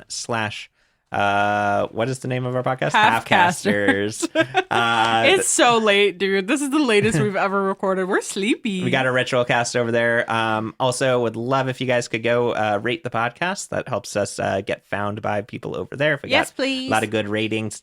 So thank you very much. I think we're going to basically skip over plugs, but if anyone's got a social media they want to put in there, Don't follow me. Leave me alone. at @D_Stevenson JR is me. Follow the show. All of our links are over at halfcasters.com, or you can find us by just searching Halfcasters basically on anything. Anyone else want to plug anything quick? Fan art. We love fan art. Yes. Or fan crafts or whatever. Yeah, make us stuff. Yeah. You know you love us. Just make us some stuff. Just tag us on Twitter. We'll find it. This is actually a personal threat at Daz. I would like to see some Halfcasters nails, please. Ooh. That would be fun. That's a threat. Cool. Well, if we're all good, gonna shout out our inner circle. Time to shout These out the are homies. our highest, our bestest patrons over on Patreon. We've got Daz, we've got Heather S, we've got Michael C, and of course we've got Kara W. What? That's our very own. Awesome. See you later, everyone. Thank you so much. Love you. Happy Halloween.